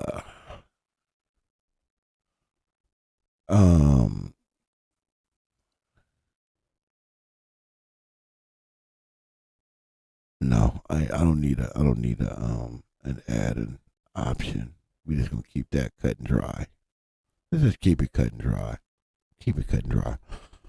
So yeah, there go the new poll. Did I spell everything right? Because I damn sure didn't check. Yeah, I did. Yeah. Hit me with the goody. They hit me with the goody two shoe shit, right? It had to be somebody young. You know, I look at it like this. I can run game. I know I got a mouthpiece. I used to like being told that when I was younger. Then the more older I got, the last female I was dating that told me that damn near broke us up. Because I can't help it that I could just talk my ass off when I want to. But when you say, oh, you have a mouthpiece, it was like you saying like I'm trying to run game on you. That rubbed me the wrong way. That was the moment I knew I was growing up. I was evolving. I was turning. I was getting different. You know what I mean? I was looking at things different. All I can say is to that person that was in my comment section, hopefully when you get older and, you know, the more older you get, the more you evolve. If you want to be a full of shit ass person, then be a full of shit ass person. Do you. Ain't nothing wrong with it. It is, but you get what I'm saying. Like, that's what you do. That's what you do, man. A lot of people. I done got further. I won't say further, but I done got far doing it at certain points, you know. But where I'm at in my life now, it's too much. It's too much misinformation, man. It's too much fake news. So much scripted narratives and people not being truthful about how they feel about shit for me to just, you know, follow suit. It doesn't work for me. It doesn't. So anyway, the next video that we're going to do is former Deathrow Records CEO Reggie Wright Jr. He was not a CEO. Crazy. And Phil Carson's. They talk big, Suge, LAPD, Rampart Division. They talk about it all. Now, we didn't heard pieces of this. I'm not sure if you guys heard this whole conversation. I'm not sure. I know I haven't heard the whole thing. I just always caught pieces of it. But this popped up on my YouTube feed this morning, so I said, let's run it. Because I really didn't have anything planned. I'm not going to lie. I didn't even want, you know, the first segment of this live, I wanted to make sure it was known that over here, at least here, our ideology is not that you're on your own. I do agree with my people when they say we need to fix us, we need to work on us, we need to get us together. I 100% agree with that. I preach that. But I think we all can walk and chew bubblegum at the same time. And we break bread like we're people. We work and interact with each other like we're people. We say to each other, we family, you my people, like we're people. So why would things change when our people are under distress, under duress? Those are the moments that show if who your people truly are, and if we are people or not. So to my brown Hispanic brothers and sisters out there that may encounter some things that you did not like or heard from the African American community, just understand that we all don't think that way, feel that way. Our reactions are not going to be the same when it comes to that. Not saying that I'm right or we're right and they're wrong. Not saying that. Just saying we all don't think like that. Some of us think more on the lines that if you're in it, we're in it. And mean it. Okay? So I just wanted to make sure that the first segment was understood. I just threw an audible out there. I just wanted to get that out there. But let's get to the content though.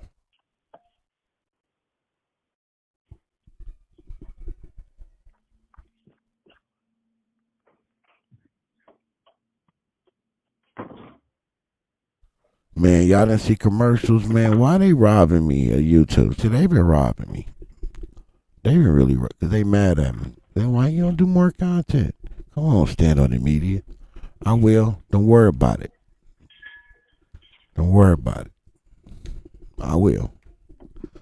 I'm not gonna lie. I can't wait. I want to get home. I can't wait to get home. I can't wait to get to Cali soil. Cause what Rich Trapper is out there doing, man, that's exactly what I'll be doing, man. I want to be on the ground or whatever I see. I want to be on the ground. You know what I mean? Reggie, are you there? I don't want to do content from Washington no more. Hey, I'm not gonna lie. How you doing, Phil? Good, man. How are you? Good. Good. Yeah. Salute, Ricky Ricardo. Salute. I think what I'd like to do is I have, a list of questions, and I'd like it to be more of a discussion. I appreciate you, bro. I'm just sort of questioning you as it relates to your story. I think for me, when you look at like this story now in 2020, what you have is hundreds, if not thousands, of. I appreciate the subscribe, my guy. Pieces Real of the talk. Story, whether it's Phil, whether it's Kading, whether it's you. And I think some of my no shot at any other channel in my space at all. No shade. But this is going to be one of the realest channels you ever be a part of, and I can promise you that. I can promise you that. If you see me on some scripted Hollywood shit, you better call me out on it. And you will not get blocked, kicked, or any of that. Again, hold us accountable. I say it all the time, but we got a new subscriber here, and I don't want to send him down the rabbit hole of looking up videos to try to find what I done said in the past. Hold us all accountable. Don't just sit back and just take whatever because you don't want to. You're scared you might get kicked, or you might get bullied, or you might get cussed out. None of that. Hold us accountable. When you put the pressure on somebody who's doing wrong, the way they react to tell you a lot about who they are. The less about you and more about who they are. Remember that. Questions are just to hear the story from you. I've never spoken to you, and hearing your thoughts on some of this stuff. I can dig it, Ricky. I can dig it. Start that has always interested me. It's really personal right now. It's really personal right now because they want it to be that way. They designed it to be that way. That we know this as a people, man. It's just when shit happens that's personal to you. You know what I mean? It's hard to overlook shit. You know what I mean? To overlook shit. You know what I mean? But when you understand the oppressor and what the oppressor is all about, when you understand that the oppressor doesn't care about anything but its own, and even when it comes to its own, depending on what level that they on, they treat them differently and accordingly. Do you understand that we are nothing like them, and they know it? They know it. We're nothing like them. They hate us. They can't stand us. Because what we bring to the table, we bring unity. We're not talking division. We're talking building, networking. And all those things that they can't control if we get enough power and build. And we really build. They can't control it. And it's all about control. Controlled chaos is what's going on right now. Controlled chaos. Your time at the Compton Police Department. How many years were you there? How many years did you work on the street? Okay, before I go into that, I wanted to ask, I do have like 10 or 15 questions I would like to ask Phil as far as the investigation goes. Sure. Just as long as we have enough. Because I'm an open book. There's only one thing I ask you. One name I asked you not to mention, and just if we can just refer to that person as Teresa Swan, and other than that, you can ask me any questions or anything. Okay. And I won't. Nothing's off limit. But I would like to ask Phil some things, because I have been getting notes and stuff like that from things. Listen out to there. So, all I'm just asking. Look at the negotiations of. Hey, Reggie, just to let you know, I'm cool with that too, man. I mean, any questions that you have for me, if I can answer them, 100%, I'll answer them. I got no issues with that. I appreciate it. And then, and so we'll be we'll be able to put this on both platforms. But I will respect doing it, at the same time. I won't try to jump the gun or anything like that. Yeah, no, we'll coordinate. So nice of you. Exactly when we're gonna release it, and yeah, we'll release it on the same day. It'll be good for both of the platforms, 100%. Way to negotiate. Are you planning on? Hopefully, you plan on doing it this Wednesday, right? I don't want to hold on to it too long. No, I think the plan is we're gonna release it on Thursday. Okay. Yeah. Okay. Yeah. No, Great. That works for you? I'm not going to spend time editing it. I'm just going to run it as an interview, and run it on Thursday. Okay. Great. I'm ready whenever you are now. So your time ready. at the I'm not going to spend that much time, but I'm just curious. What was your time at Compton Police Department like? How old were you, and what was that like? Yeah. So I started off in the jail. In 1985 is when I first got hired. I was hired as a community service officer and then eventually became a jailer for the city of Compton. Until 1989. And then I went to the police academy in 1989 and became a police officer, police recruit for those 6 months, however long it took to go through the police academy. And then 89 until 1996, I was a police officer. So technically, what's that, 7 years? Yeah. 7 years. And but for the city of Compton, for 11 years as a, jailer / police officer. And your father was there at that same time, right? He was in sort of the upper echelon of the Compton Police Department, correct? Yes. Most of that took. I guess he started promoting in like 80. He promoted because he started late as a police officer, to be honest. He didn't start until 1979, actually. And he was like 30 years of age when he became a police officer. But he was a reserve for 3 years prior to that, from 1976 till 1979. But yes, so he started promoting. I think he made sergeant in like 87 or 88 or something like that. And what year exactly did you open up or start Right Way Security? 1995. I had a traffic accident. Actually, the first accident I had that messed up my ankle that caused me to get vascular necrosis was in 1995. Maybe 1994, I forget. December the 17th, 1994, I had a traffic accident. And then I rehabilitated, came back to work, and then I re-injured my ankle on the job. And when you started Right Way Security, you said it was, so we're saying 95, 96 roughly. And as someone who owns a security company, it's not uncommon for police officers to work for a security company, right? That's just standard practice. Correct. I was selling. Okay, go ahead. No, go ahead. If you have more to add. That was my sales pitch. Back then, if prior to 90, to actually 94, 95, everybody was just having the big heavy set bodyguards. And my pitch to the record labels and to the company was to have police officers that can be good witnesses and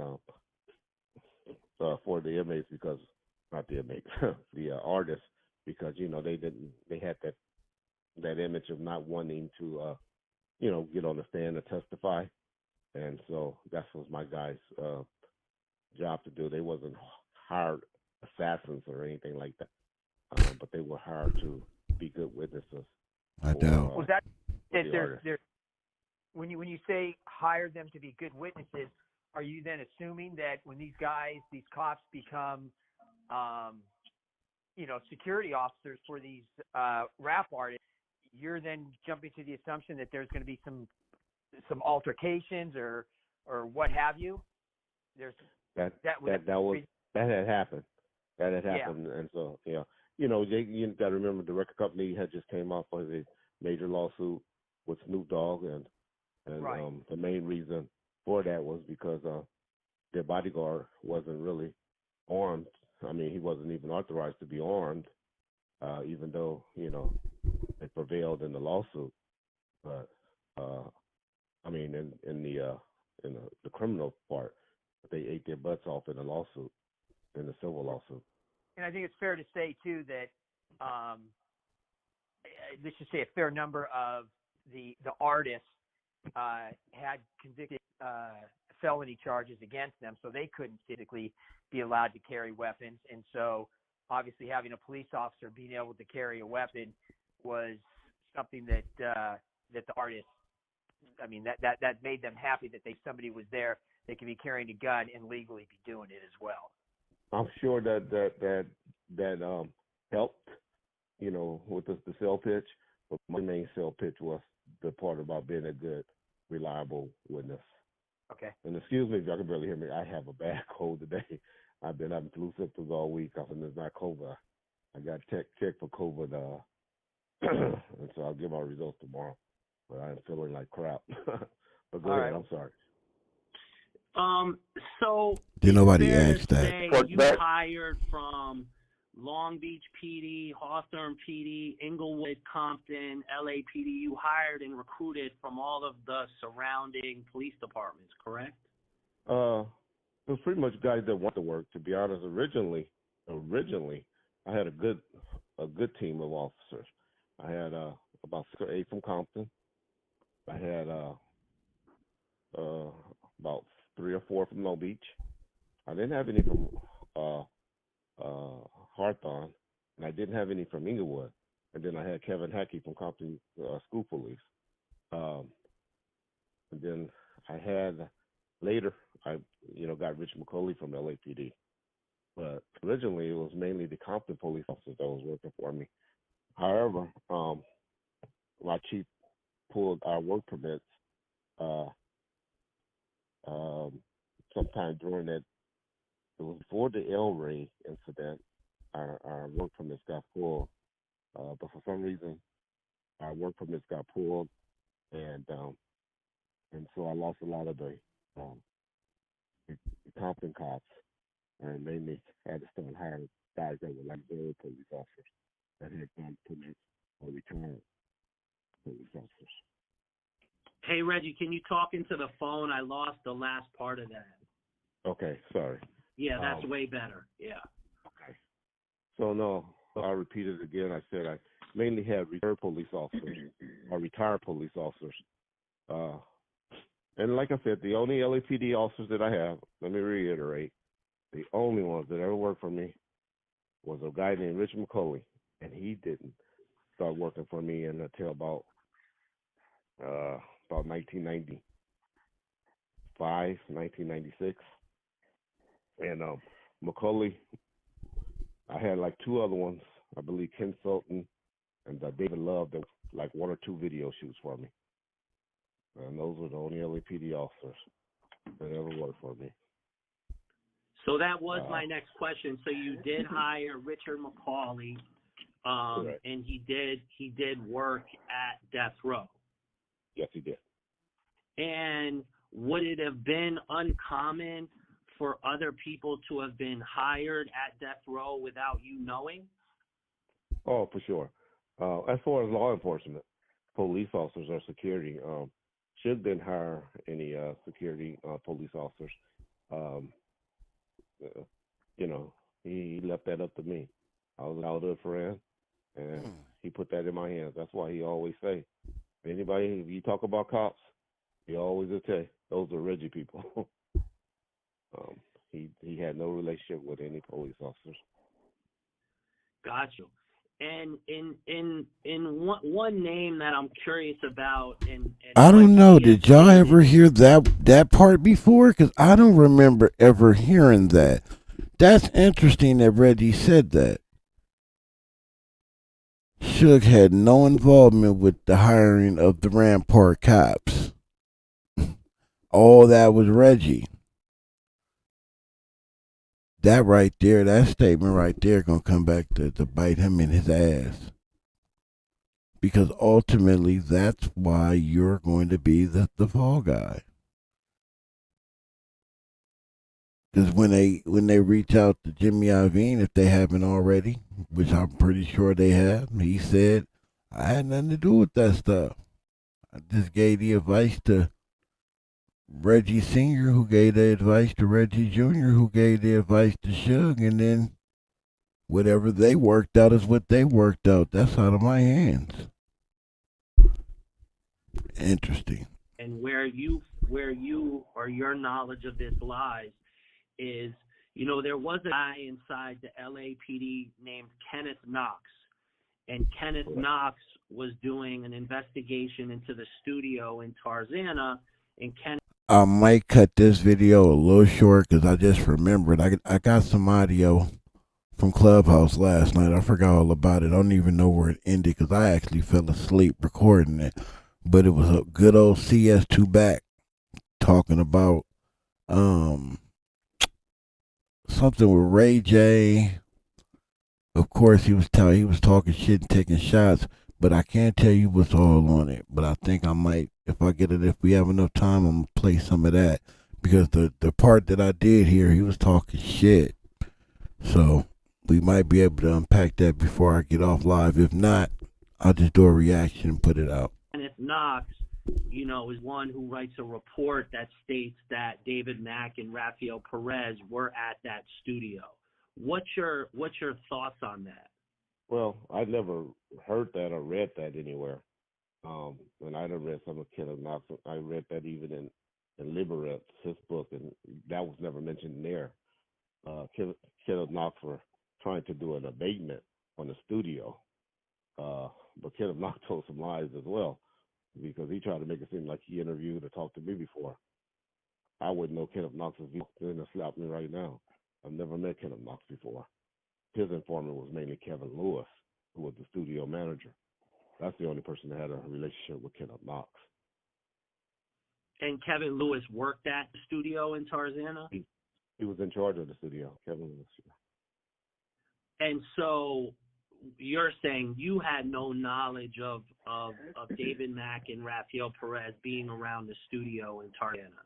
They have never been up to the studio at all. I would have known if any cops were coming in up to the studio. Trust me, my security would have been talking about it. I don't even think your boy Kevin Hackey even said that, or any security ever even said that. But they came up to Tarzana studio to Can-Am. Okay. Now, in 1996, in sort of the summer around that time place, there seemed to be some federal investigations that were going on into death row by the ATF, the IRS, possibly the FBI. When you guys were going through that, was that something you were aware of, or something, it was information you found out later on? I didn't find out about the investigation until after Big Shig was taken into custody on the probation violation. That's Dan McMullen and an ATF agent by the name of John met me at the House of Blues and on Hollywood on Sunset, and said that they needed to talk to me and they wanted to put some things on the table and let me know what was going on, and it was being investigated. And so I guess that's why Bill Carson calls me an FBI informant, because he knows. Whoa. Hey, Reggie, hold on a second. When have I ever said that you're an FBI informant? That's on the podcast, on the podcast. No, you're listening to the wrong podcast. Okay. Then I have never ever stated you were an FBI informant. I want to be clear about that. Okay, well, that's good to clear up. Okay. Well, that's what I just want to make sure. Okay. Well, no. That's good. I respect that. Right. I respect that. All right. I respect that. Right. Okay. But I was like, whoa. The only time I can be able to consider an FBI informant is when I talked to, I did talk to Dan McMullen. And Shug was aware of it, and David Kenner was aware of it. And, all that was ever. Let me backtrack. Well, first of all, why don't you tell people who Dan McMullen is? I know who Dan McMullen is, but why don't you say? Dan Go ahead. McMullen is an FBI agent that was assigned to investigate Deathrow for, I believe, those items you just laid out. And I think the main reason they came at me because they found out I was a witness on Alton McDonald's case, where Alton McDonald, who's known as Buntry, was they picked up the case and tried to go after him federally for gun arrest.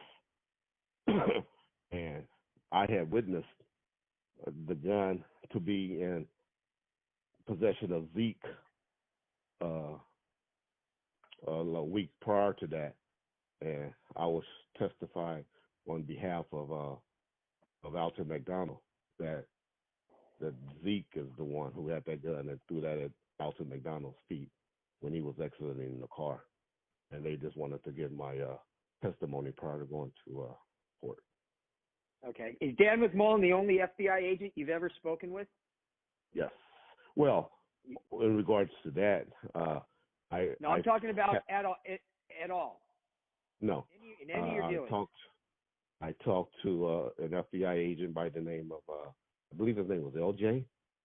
I called him LJ.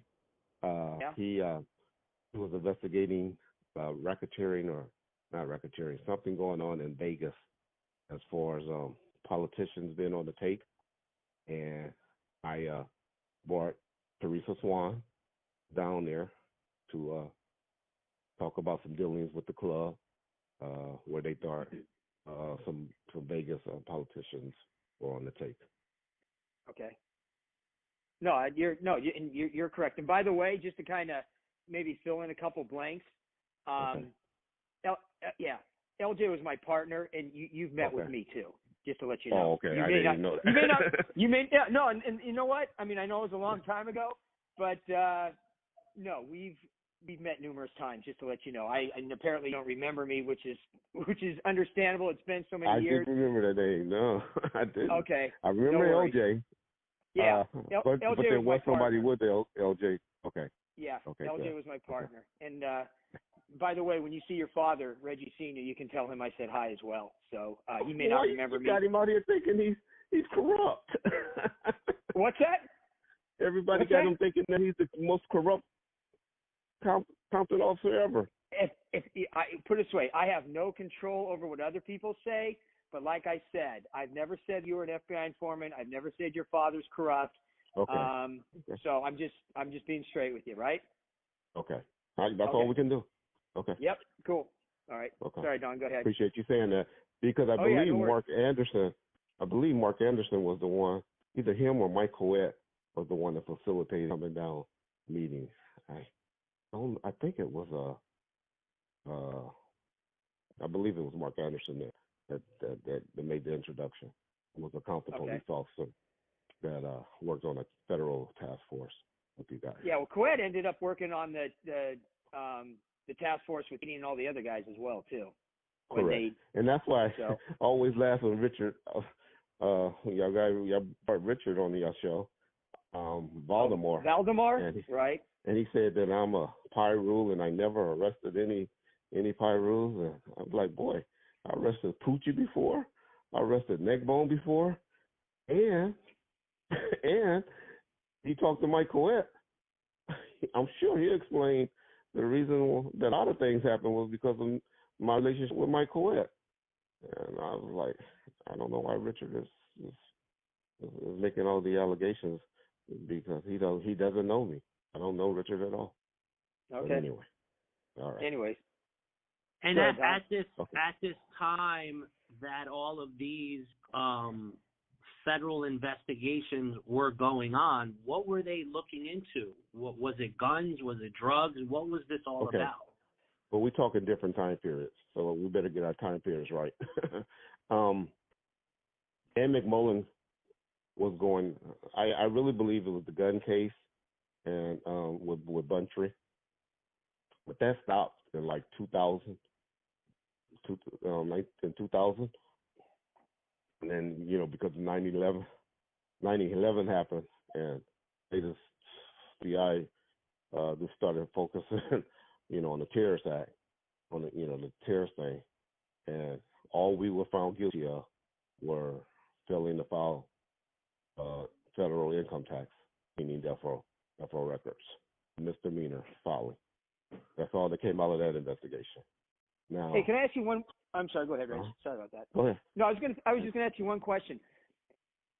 So, from what you're telling us, I want to make sure I understand this correctly.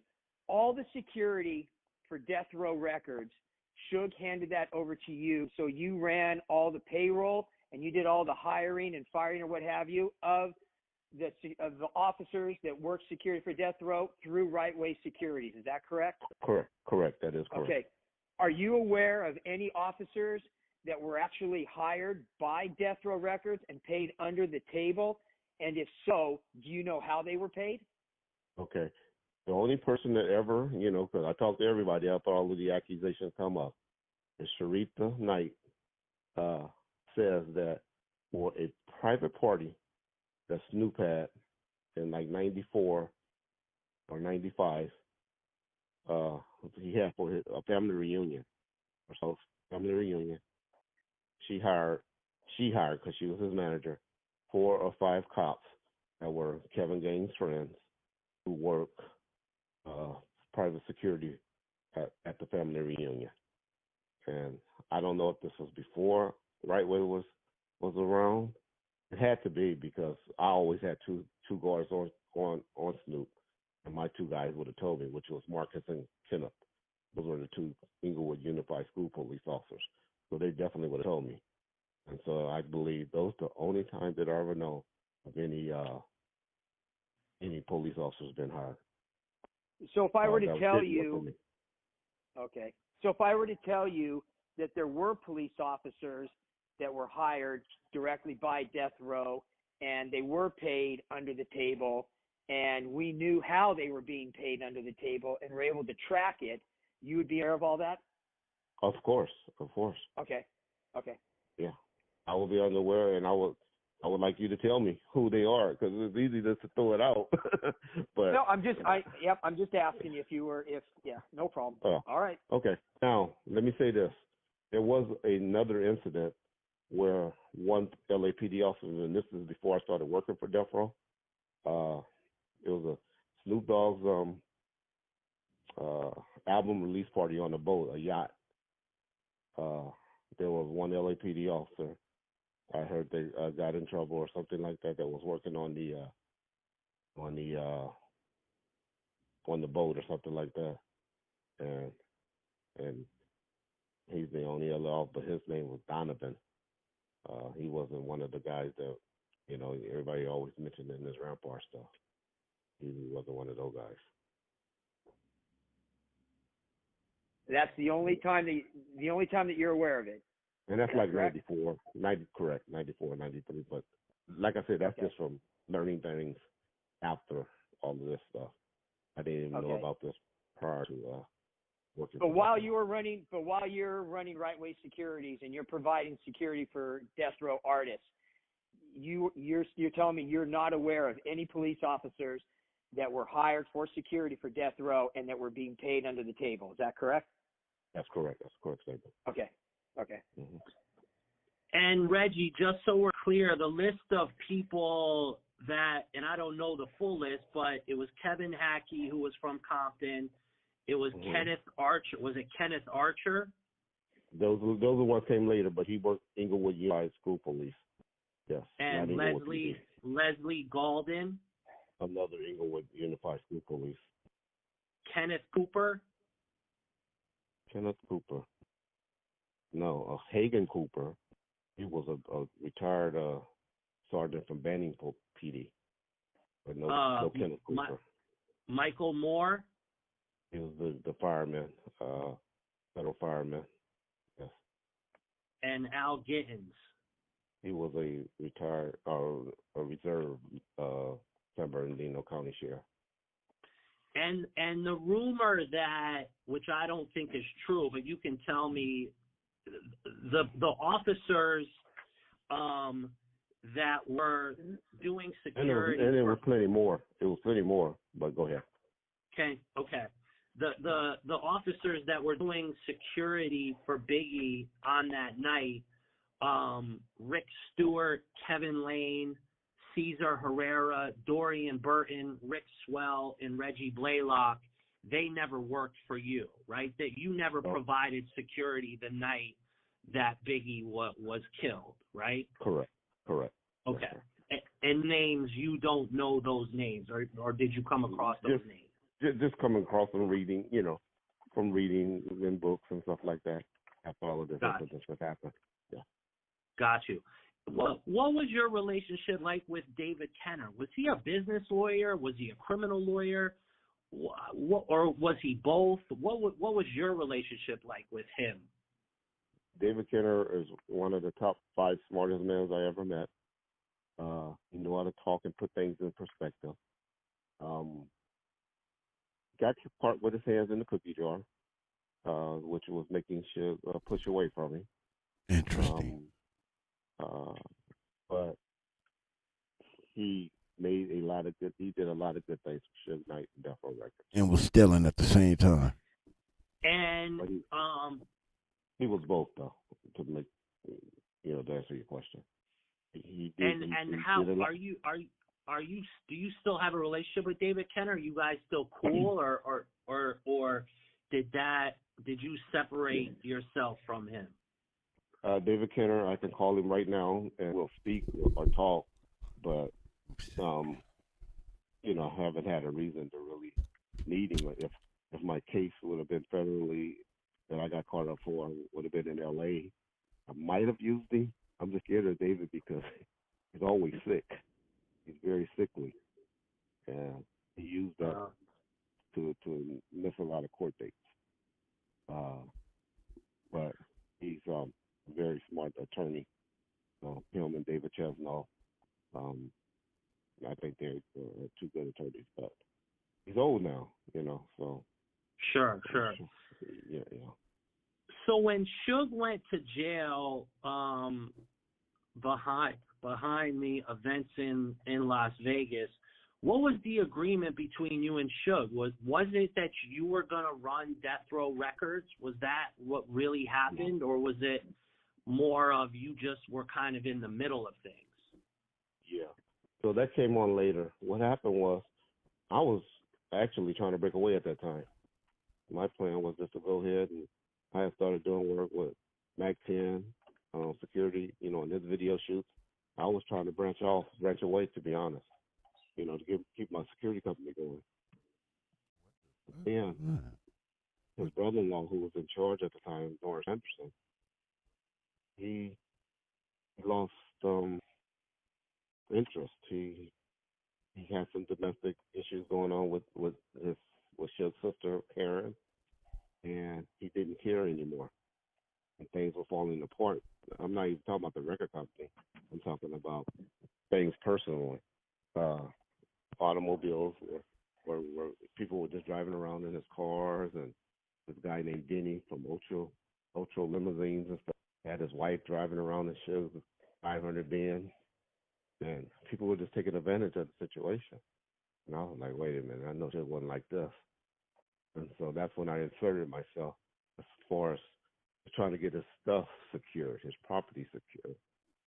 And people were trying to hide it from me, meaning Norris. I found out later. But Suge wrote me a letter, which the FBI got when they raided my house. Not the FBI, but Russell Poole and them got when they raided my house. And just like, Reg, what's going on? I haven't heard nothing about you. And I heard you had your son. No, it was actually my daughter at the time. Heard you had a daughter. Congratulations. And it was like nobody had told him anything I was out there doing. And so that's when Miss Chalet was like, Suge wants you to come see him, Reggie. And I came and saw him, and he was like, man, I thought you abandoned me. Nobody's telling me anything about you. And I was like, well, I was just sitting back, And he was locked down for a while, and then from there he was like, man, I'm going to get rid of Norris, and me and you going to just take care of dealing with stuff, get everything back in track. And that was like in July of 1997. And that's when I took over. And just went from there. And when did it go into bankruptcy? What year was that? Oh, that was 2007, 2006. So that was. So for 10 years were you involved, or did you leave at a certain point? No, I left in when he came home in 2002. He brought all the homeboys. I had pretty much got rid of everybody as far as working. Got a professional staff and had the company doing okay. You know. Listen to him guy snitching. McMullen and them, the U.S. attorney. I forget if he was an Asian Once guy. time ain't over. Queen. Forget his name. But got them off our Alexa back. telling me lunchtime is over. We was doing good. The fuck? And he came back home on the gangster tip. And that's when I was like, on the gangster tip. I can't have my doors kicked in no more by the FBI or LAPD. And trust me, it was about to happen. Things were just going on. Starting all over. I saw 95, 96 all over again. And I didn't want that. And so I left. I left the company and went to start working for a company called American Music down in California. Got it. Around the time of all of this stuff, Chief Bernard Parks did an interview and went on the record and stated that LAPD officers worked for Death Row as security officers, and many of them were involved in crimes. We all know that Chief Parks has never really spoken that much about this, but he did go on the record and say that. How do you answer to that? That he's basically saying LAPD officers worked at Death Row and committed crimes. Now, you have stated it's only McCauley, so there was no other LAPD officers that worked for Death Row, to your knowledge. No other, to my knowledge, no other. It's kind of muffled. I can't understand what Reggie's to my saying. knowledge, okay, excuse me. To my knowledge, no other LAPD officers other than Dave Long. I believe his name is Ken Sutton, and Rich McCauley was for Death Row. Don, I can't understand. Oh. Can you just speak again into the phone, Reg? Yeah, I couldn't understand anything you were saying, Reggie. Sorry about that. Okay, how about now? Yeah, that's good. There you go. Okay. Yep. I said, to my knowledge, no other police officers work for Death Row Records, but Richard McCauley, Ken Sutton, and David Love. And David Love and Ken Sutton, if they work for me more than 2 times, I would be surprised. So where do Chief Parks get that statement from? I don't know. But Richard Miller is the only one that worked for me. Okay, let me throw something out there. When the El Rey Theater shooting happened back in what was it, March of '95, there were a ton of police officers that were working off duty for private security for all the artists that were right there. After that shooting happened, all of those officers, they gathered them up, and not one of them said they saw anything. A bunch of those police officers were LAPD. Okay. That's when let me respond. Hold on, respond to that. yet. Okay. Let me just add a little bit more. Okay. After that happened, that's when Parks finally said, you know what, enough is enough. We know this has been going on. I've been telling our police officers they can't do off-duty jobs at Death Row Records. There were memorandums that were put out there that people have. I don't know if they're public or not, but people have them. And finally, after the El Rey Theater shooting happened and no police officers said they saw anything, which means now you don't have witnesses, that's when he finally said enough is enough, and he's not going to allow LAPD officers to do private security at Death Row. That's where probably Parks is. Then he probably had that press conference that Don was referencing. So go ahead. Let me say this. Number one, it wasn't a shooting; it was a beatdown. It wasn't the gang member. Yeah. But number two, Death Row didn't have security at that location. It was a private security. It was the El Rey security was the one working for there. And those were, if any LAPD officer was working there, they were working for the security company that had a security contract at the El Rey Theater. Correct. You're correct, but let me stop you for a second. Okay. There's two different security companies that are going on, though, at this time. Correct. El Rey Theater has their own security, but Correct. the individual artists also have their own private security who were with the artists inside the El Rey Theater when the beatdown happened of the gang member that got killed.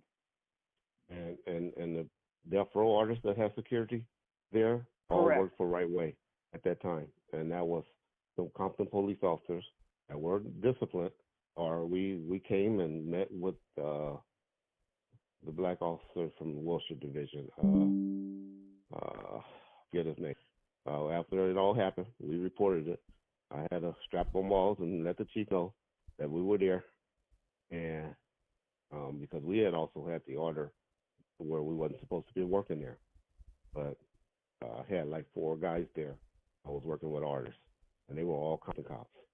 There were no LAPD cops even there working for me at the time. Code 4 was a private security company that was owned by a guy named Tom Lee, that was one of the security companies that ran the outside, the door of the location. But inside the location, a private security company that had a contract with the El Rey Theater, and I don't know where any of the officers work for or work at.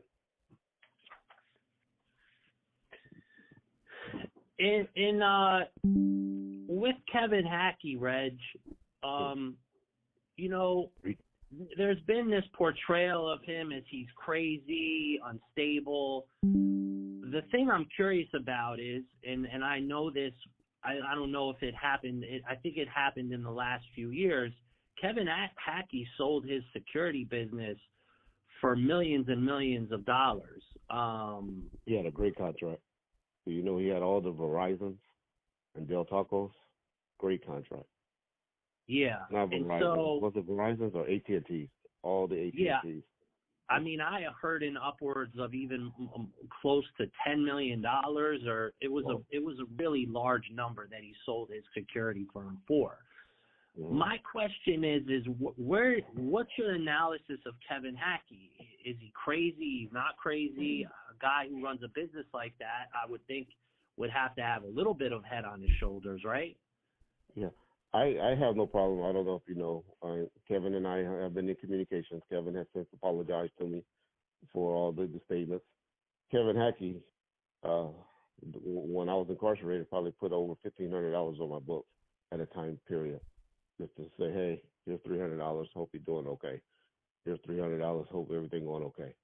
Now, he wants for all of this to go away, mainly because Kevin Hackey did a lot of lying, and that's why he wants all of this to go away, because he's worked now for attorneys. He got a private investigative service where he worked for attorneys, and his credibility will get shot if he has to retract all of this stuff that he's been saying.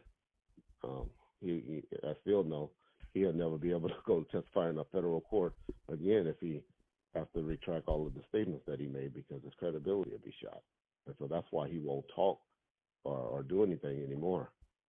But no, I hate that, that Kevin was out there with Frank and they're making all the accusations. Even Frank wanted to apologize. They got him on record. R.J. Bonds was saying how Frank wanted to even apologize. So these guys knew that they were out there making all these false statements against Reggie Wright.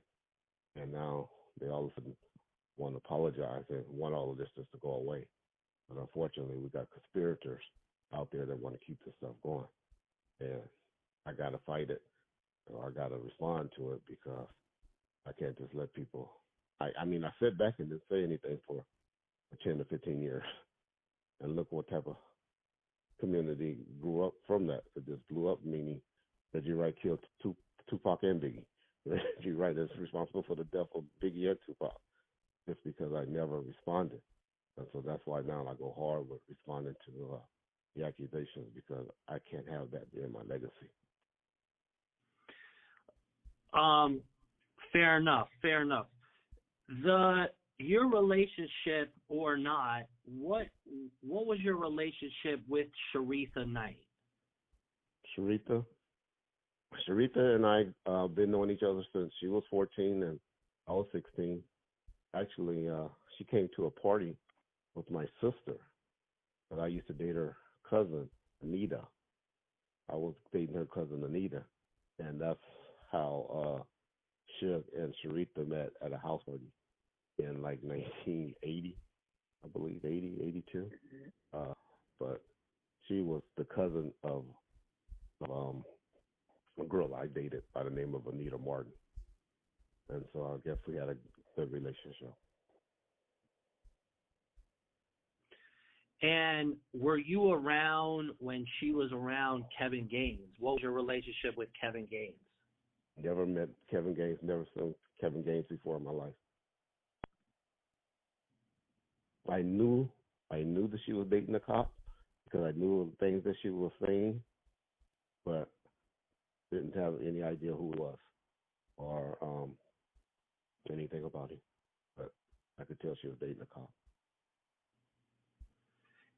And so when this was all going on, did anyone from LAPD's robbery homicide come and question you as it relates to the murder of Biggie? Yes. I mean, I don't know if they've robbery homicide. To be honest, I don't know where they were from. But I then had officers come to my office at Right Way Protective Services, and at that point, that's when I turned over paperwork to them, showing them my payroll and everybody that worked for me. They were mainly questioning who worked for me and stuff like that. I couldn't tell you the officer's name. I could tell you the officer's name after the Greg Hayden's task force, but not prior to that. So let's talk a little bit about Greg Kading and his theory. Just out of curiosity and talking to you, why is it, do you believe that what Greg Kading has written and what Greg Kading investigated is the truth? Why do you personally believe that? Well, number one, because it's crazy to me. Everybody always say, well, Keepy D is lying. Poor Greg, to cover up or to get out of the case. You guys are getting muffled again. If you can, Reggie, Okay. I don't know what's going on with your phone, but it's just really hard to understand you. Okay. That's better. Okay. I believe, I always believe the Southside Cops and Crips had something to do with the shooting of Tupac, because that just sort of made sense after the beatdown inside the club, and from the investigations that was found, like the gun, the ammunition that was found by Tim Brennan and them that matched the ammo that was found at the scene, the white Cadillac. And I thought Bobby Baker, which is the guy I'm sure Phil Larson knows as well. He worked on the task force there. But I found that to be not true. Well, Bobby Baker had found a white Cadillac that had some repair work done on it that had been shot up.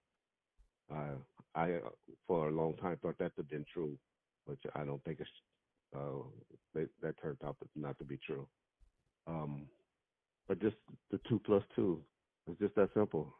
That beat down, and they were supposed to retaliate like they did in that gang culture world, and that's why I believe that. On the Biggie side, I know because of conversations with Miss Swan and the way she was terrified of Poochie, and how he was always pushing up on them for money. And I think she was relieved when he finally got killed. And just from hearing her talk and the fear of Wardell that she had of Poochie. I got a phone call from Roderick Reed, who was convinced that Poochie had something to do with it. And he kind of said, Reggie, you know. And, like I knew. It was like, you know this to be true. The way, that because he was trying to tell me that Poochie was out to hunt for me and was trying to kill kill me for Oh sugar. my God, it took me Which I forever didn't to believe get here. that part. Crazy. That's just because Roderick Reed wanted to know where Suge was living, because he wanted to have something bad happen to Suge Knight. But you know, I wasn't going for that. And I told him I might be mad at Suge right now, but I don't want nothing bad to happen to him. Listen to this nigga. This Listen conversations to like him that lie. is what make me believe that people believe or took credit for it. To say that it happened, nobody knows of Poochie and God. But Poochie sure took credit. He sure took credit for it. Yeah. So I guess question is then, if you believe that Teresa Swan was a go-between or an intermediary, in that she delivered money on the request of Suge to have Biggie killed, and you also believe that Greg Kading went and questioned Teresa Swan while holding over her head, you know, immunity, not only for her, but immunity for you. The question I still just don't understand is if that was what happened, why? Let me clarify. Let me correct something, because that's one thing that's out there. Reggie, again, try to. offered- You're coming. Okay. Reggie, hold on a second. Okay. People are gonna have a real hard time following and understanding what you're saying. Just to let you know, it's coming through really hard to understand. Okay. Yeah, Let me try say to be a this. little more clear. Thanks. Okay. Let me say this. I was offered immunity. I You were didn't what? accept it. I was I couldn't offered understand. immunity. Go ahead. Okay. I was offered immunity. I never accepted immunity or was given immunity on any of the cases. It was offered to me. Once I realized what they were investigating. By who? I was offered it by Greg Kading. At the beginning, they had arrested Teresa Swan, and right when they had her in handcuffs, an FBI agent named Jeff, I don't know the last name, Jeff? Yeah, he was on the task force. Yeah. Jeff, Mike Coet, and his partner came to my house and showed me a picture. Of Teresa Swan in handcuffs. And they were like, it's going down, Reggie. You know, we just want to show you that this is real. And Greg Kading then called me and told me, hey, he'll be coming here. Dupree will be coming to talk to me. And I told him, you know, I have my attorney, Roger Rosen, contact y'all. Again, Reggie, I'm sorry. Reggie, I'm sorry. Guys, I cannot understand a word he's saying. This is not coming through good. Okay. I think, Reg, How about you now? just try, when you talk into the phone, like directly into the phone, I can hear you clearly. Okay. How about now? That's perfect. Okay. Perfect. All right. So Roger Rosen was like, I told him to contact my attorney, Roger Rosen, and they sent him a immunity agreement. But once I realized what they were investigating, I was like, I don't need no immunity agreement on no Biggie shooting. And I turned it down. And so that's when Teresa Swan, though, they gave her they started meeting with her. And I guess they showed her a letter. And she immediately started crying. And was like, and she called me. But they let her stop and said, Reggie, they got me. They got me. And I'm like, what? I said, shit, had you involved in some shit like that? And so that's when I called Greg Kading and said, hey, Greg, that deal that you offered me, I don't need. But can you offer it to Teresa Swan? So that's how this whole immunity thing come up. Reggie Wright has never accepted any immunity agreement on either one of the cases. Okay. Thank you for that clarification. The next question is for the LAPD, if they really truly felt that Poochie did it, that Teresa did it, why were detectives like Steve Katz hiding information in his desk? Why wouldn't they just prosecute the case? Even if he's dead, it would make everything go away. Why are they hiding files? That part I can't answer because I don't know. But I can also tell you that they were still trying to pursue the case. They had Teresa Swan go and meet with Shep night before. And she tried to get him to talk. And all they got on tape was him pointing at the sky, telling her, why are you talking about this? The only person that knows about this. He pointed to her, himself, and up to the sky, meaning the person that's there. They got that on tape. That's all he was saying. And this letter that they showed Teresa Swan, you're clear. You know that letter was written and was fabricated by Greg Kading and another officer, correct? You're clear on that? I'm clear on that, yes. Okay. They try to show it to me as well. They showed you a fake letter? They try to, yes. They brought that to me as well. It wasn't, Greg Kading was off the case by then. Dupree and another black officer named Martin, something like that. They met with me and they showed me the letter as well. And are y'all aware that I took a polygraph exam on all of this? I'm not aware of that. No, I don't know if Phil was. No. Okay.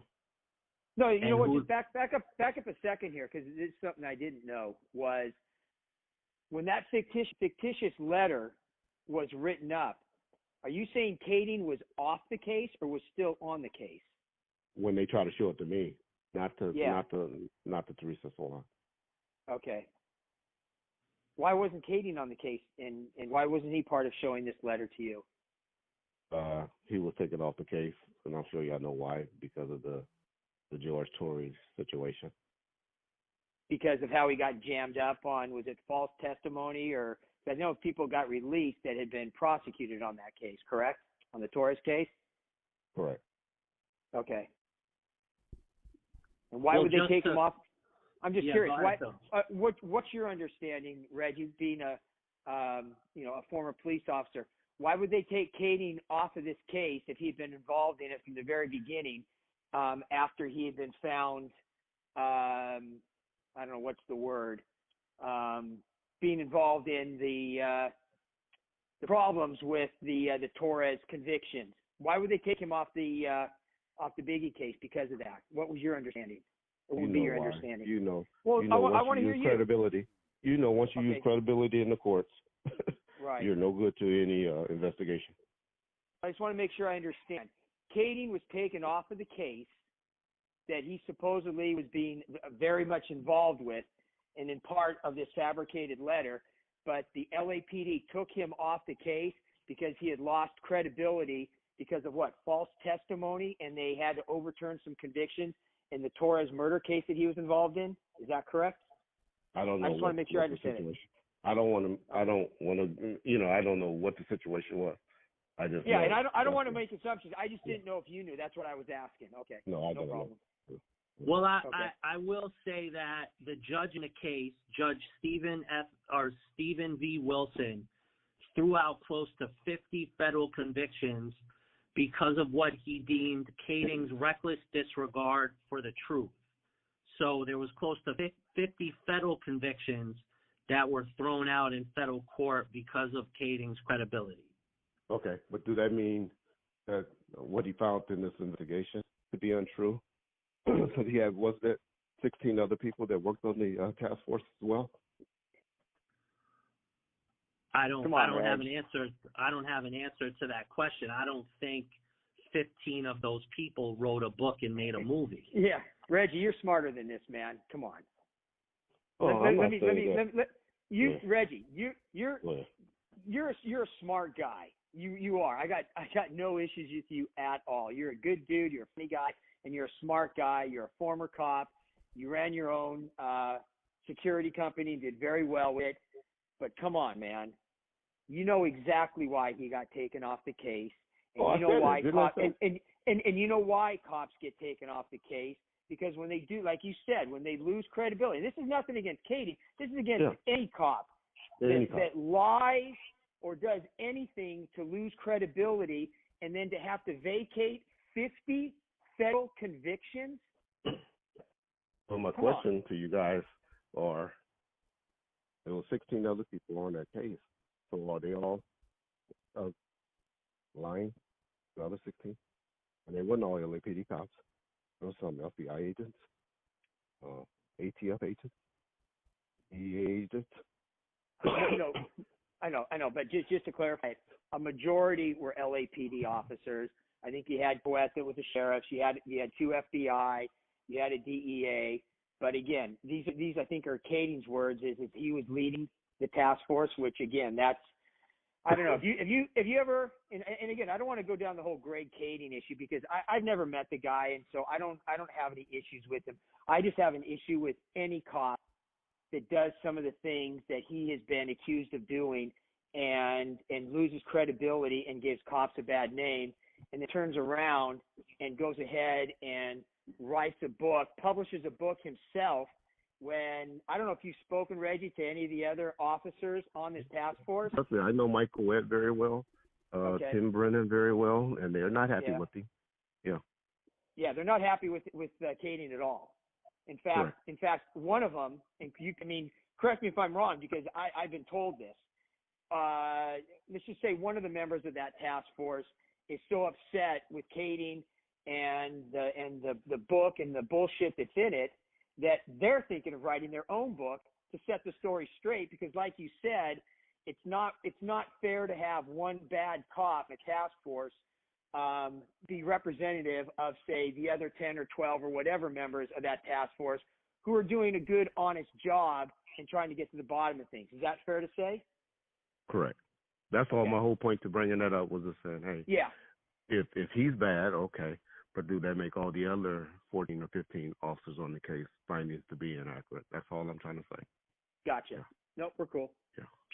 Okay. So, Reg, you've already said and pretty clear that the only LAPD officers that were around Right Way Security or worked for Right Way Security was McCauley and the other 2 officers, Ken Sutton and David Love. I'm going to just pose another question to you, and I don't know if you've ever been asked this. It's one thing if you're running a security company, and obviously Suge is his own man. He's running around doing whatever he's doing, interacting with whoever he's interacting. Is there a world that exists that you're basically saying, with all of this other evidence that exists, that it's unrealistic that David Mack or Rafael Perez were involved in the murder of Biggie? Are you saying full stop, there's no way they were involved in that murder? Why? I mean, why would they, what's their motive for death row? I'm not saying they didn't do it on their own. If they fans or groupies, like some would like to make them out, who knows? But I can tell you. You're skirting the question. You're skirting the question of what Don asked you. I'm going to respond to it. Okay. I don't think no one knows them from Deathrow Records is what I'm going to say. They done gave up 70 officers. 70 fellow officers. They have never in life mentioned my name, that they know me or know anything about Reginald Wright, ever. They done turned on all type of people, good friends, best friends, cops, been in the police car with them, and everything. I don't know these guys. They have never mentioned the name Reggie Wright Jr. or Sr. Yeah, no, that's what I'm saying, though. I'm saying, is it possible, unbeknownst to you, that this was orchestrated or happened, and that it was done without your knowledge? But that's not what the claim's been. That's not what your whole show been about. Your whole show been saying that these people were related to me and had a relationship with me. And I don't know these guys. They never even mentioned my name. There's been phone records. I'm sure y'all done pulled my phone records. There's no phone records with me and them. there's no trace to any of us, but everybody want to keep linking them to us. Well, I'm I not mean, even finished sure. telling this. I'm not finished telling the story. That's why I'm sitting here talking to you and asking Okay. these questions. Okay. Is for that particular reason. Is this idea, you know, that there is an overwhelming amount of evidence and an overwhelming amount of things that went on inside the LAPD to protect these two officers and to protect not letting that information be put out into the public or be put out into the criminal justice system. And you have to ask why, you know? And I remain to be swayed either way, but I just say, hey, Reg, you will run a business. It's not like you could keep your tabs on hundreds of people or 50 people or whoever was around Suge at all this time. Is it seemingly possible that it happened somehow, some way, unbeknownst to you?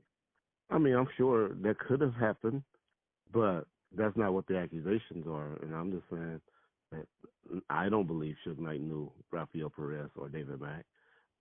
People try to say that they grew up in Compton with us. I never even heard of David Mack. I don't even know what neighborhood he grew up in or where.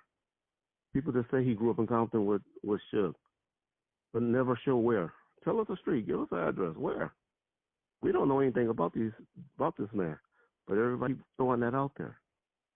Let me ask Where? you this, Reggie. Let me Go ask ahead. you this. Okay. It's a known fact that David Mack grew up in Compton. Okay? It is. Hold on, Reggie. You know that. I know that. Let's not bullshit I don't know that. around. I Let's don't not, know that. No, Wait a okay, minute. I don't know that. I you don't know that. I don't know that. I don't know anything about this man other than he ran track at Oregon and used to date Flojo. Okay. Okay. Well, let me fill you in on a couple things then. Okay. Okay. Go ahead. Okay. David Mack grew up in Compton. Whether Where? you know it or don't Where? know it. Where, Phil? Well, you want me to? You know what? You want me Where? to tell you the exact street number? Please. Put it this way. Please. Or just Reggie, the slow part down. of Compton. Slow down. Go ahead. Slow down. Go ahead. Did Suge Knight grow up in Compton? Yes, he did. Okay. Do I know his address? But Do you I know, Suge Knight you grew know up what in- area?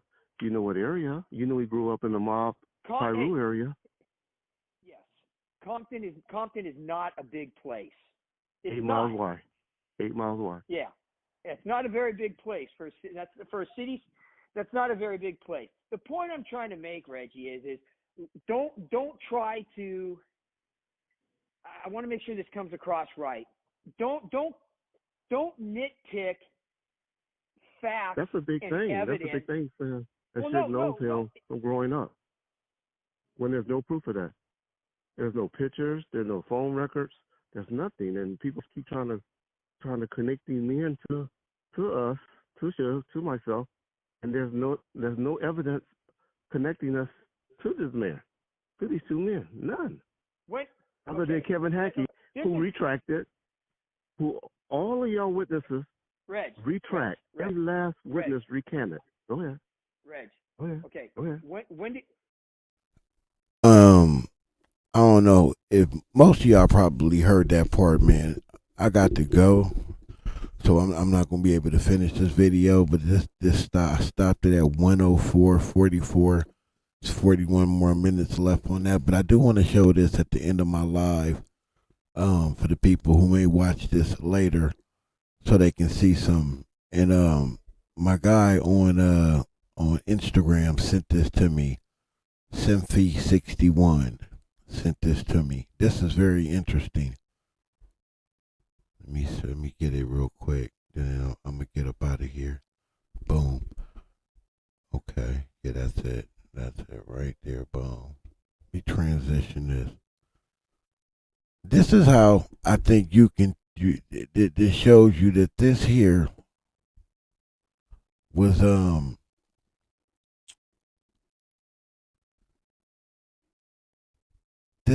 this was all planned because of the Olympics.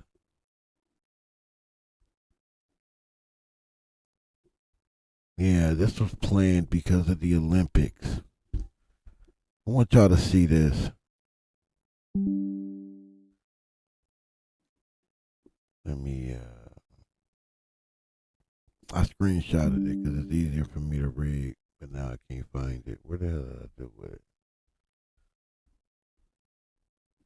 Man, goddamn. Why this phone gotta act like this knowing I got something to do? Damn. That's just dumb. Alright. So, will it let me go to the other part of it? Am I gonna have to click on it? Let me click on it. No, wrong thing. Let's click on it. What happened to it?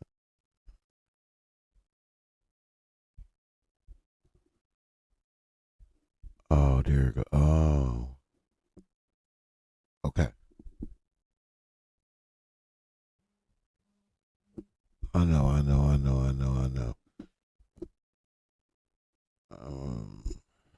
Letting it pull up on the screen. Okay. Is it there? It's there. I don't know why I'm waiting on y'all. I don't know why I'm doing that because I'm ready to get up. I got to get up out of here. But the first message before you get to the Craigslist ad, the Maverick approach says, remember that part. He said, remember that part where I said the LA riots were orchestrated. This was posted a day before the riot started. The difference between a conspiracy and the truth is 6 to 12 months. In this case, 6 to 12 hours. So then you go to the Craigslist post, and here we go. And I hope this pulls up big for y'all to be able to read it. But it says, seeking extremely tough, brave men for new crew and for new crew I'm building. So they're building a crew, assembling a crew. Okay. It says, we are forming a select team of the toughest dudes in the area. This unit will be activated only when the situation demands it, but you get paid every week no matter what. High pressure, high risk, no room for hesitation. We need individuals who do not break, panic, or fold under stress and are basically all around kick-ass dudes. It's not letting y'all see it, huh? I'm not familiar with how to do this shit on do Instagram on here. Boom. That should be better for y'all to see it. So then it says physical strength, speed, conditioning is important, but mental toughness is everything. If you are not the biggest guy in the room, but you are the one people follow when things go bad, that's who we are looking for. We're recruiting those who are already hard badasses and ready for confrontation when necessary. However, we can train if necessary. What are we looking for? Mental toughness. You keep a level head under pressure. You don't panic. Bravery. You face danger head on. You don't hesitate. Reliability. You show up when it counts. No excuses. No disappointments. No disappearing acts. Strength, mental and physical. You can endure discomfort, pain, stress, and stay focused. Team discipline. You work under leadership and with others. You know when to lead, when to follow, and how to keep it cool when things get hairy. Bonus experience, military except for the Marines. We do not work with the Marines anymore. Long story. Law enforcement or private security background in crisis situations, tactical response are high intensity roles. Experience facing trained opposition / military or otherwise. To apply, send your name, contact number, and prepare to talk to us on the phone about what makes you one of the toughest, most fearless, most capable man in the city on the phone. Please be prepared to provide real example, situations you've handled. Advisory. You'll overcome anything that proves your toughness and reliability. If you don't have a real world experience, please prepare to explain why. And that's pretty much it. That is a Craigslist that was posted the day before these riots kicked off. Well, it says at the top 4 days. It was posted 4 days ago. Okay. So 4 days prior to it being kicked off. That's no coincidence.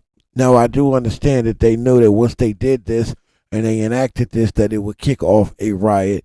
So I can understand them doing that post and posting it for that. But they're not looking for people to be nice. Controlled chaos is what I keep calling it. Controlled chaos is what I keep calling it. That's what I think is happening and going to continue to happen. But I got to get up out of here, man. I had to cut this one short. Punch that like button like you like something. I'm going to have to cut this short. I hate to cut it short because they was cooking, but I won't be right here once it ends, so I'm going to have to kill it. But listen, man. Somebody sent me a message, and I'm not sure what they meant, so I'm going to wait to see what they really meant, because maybe, just in case you couldn't find it, we said that about the other.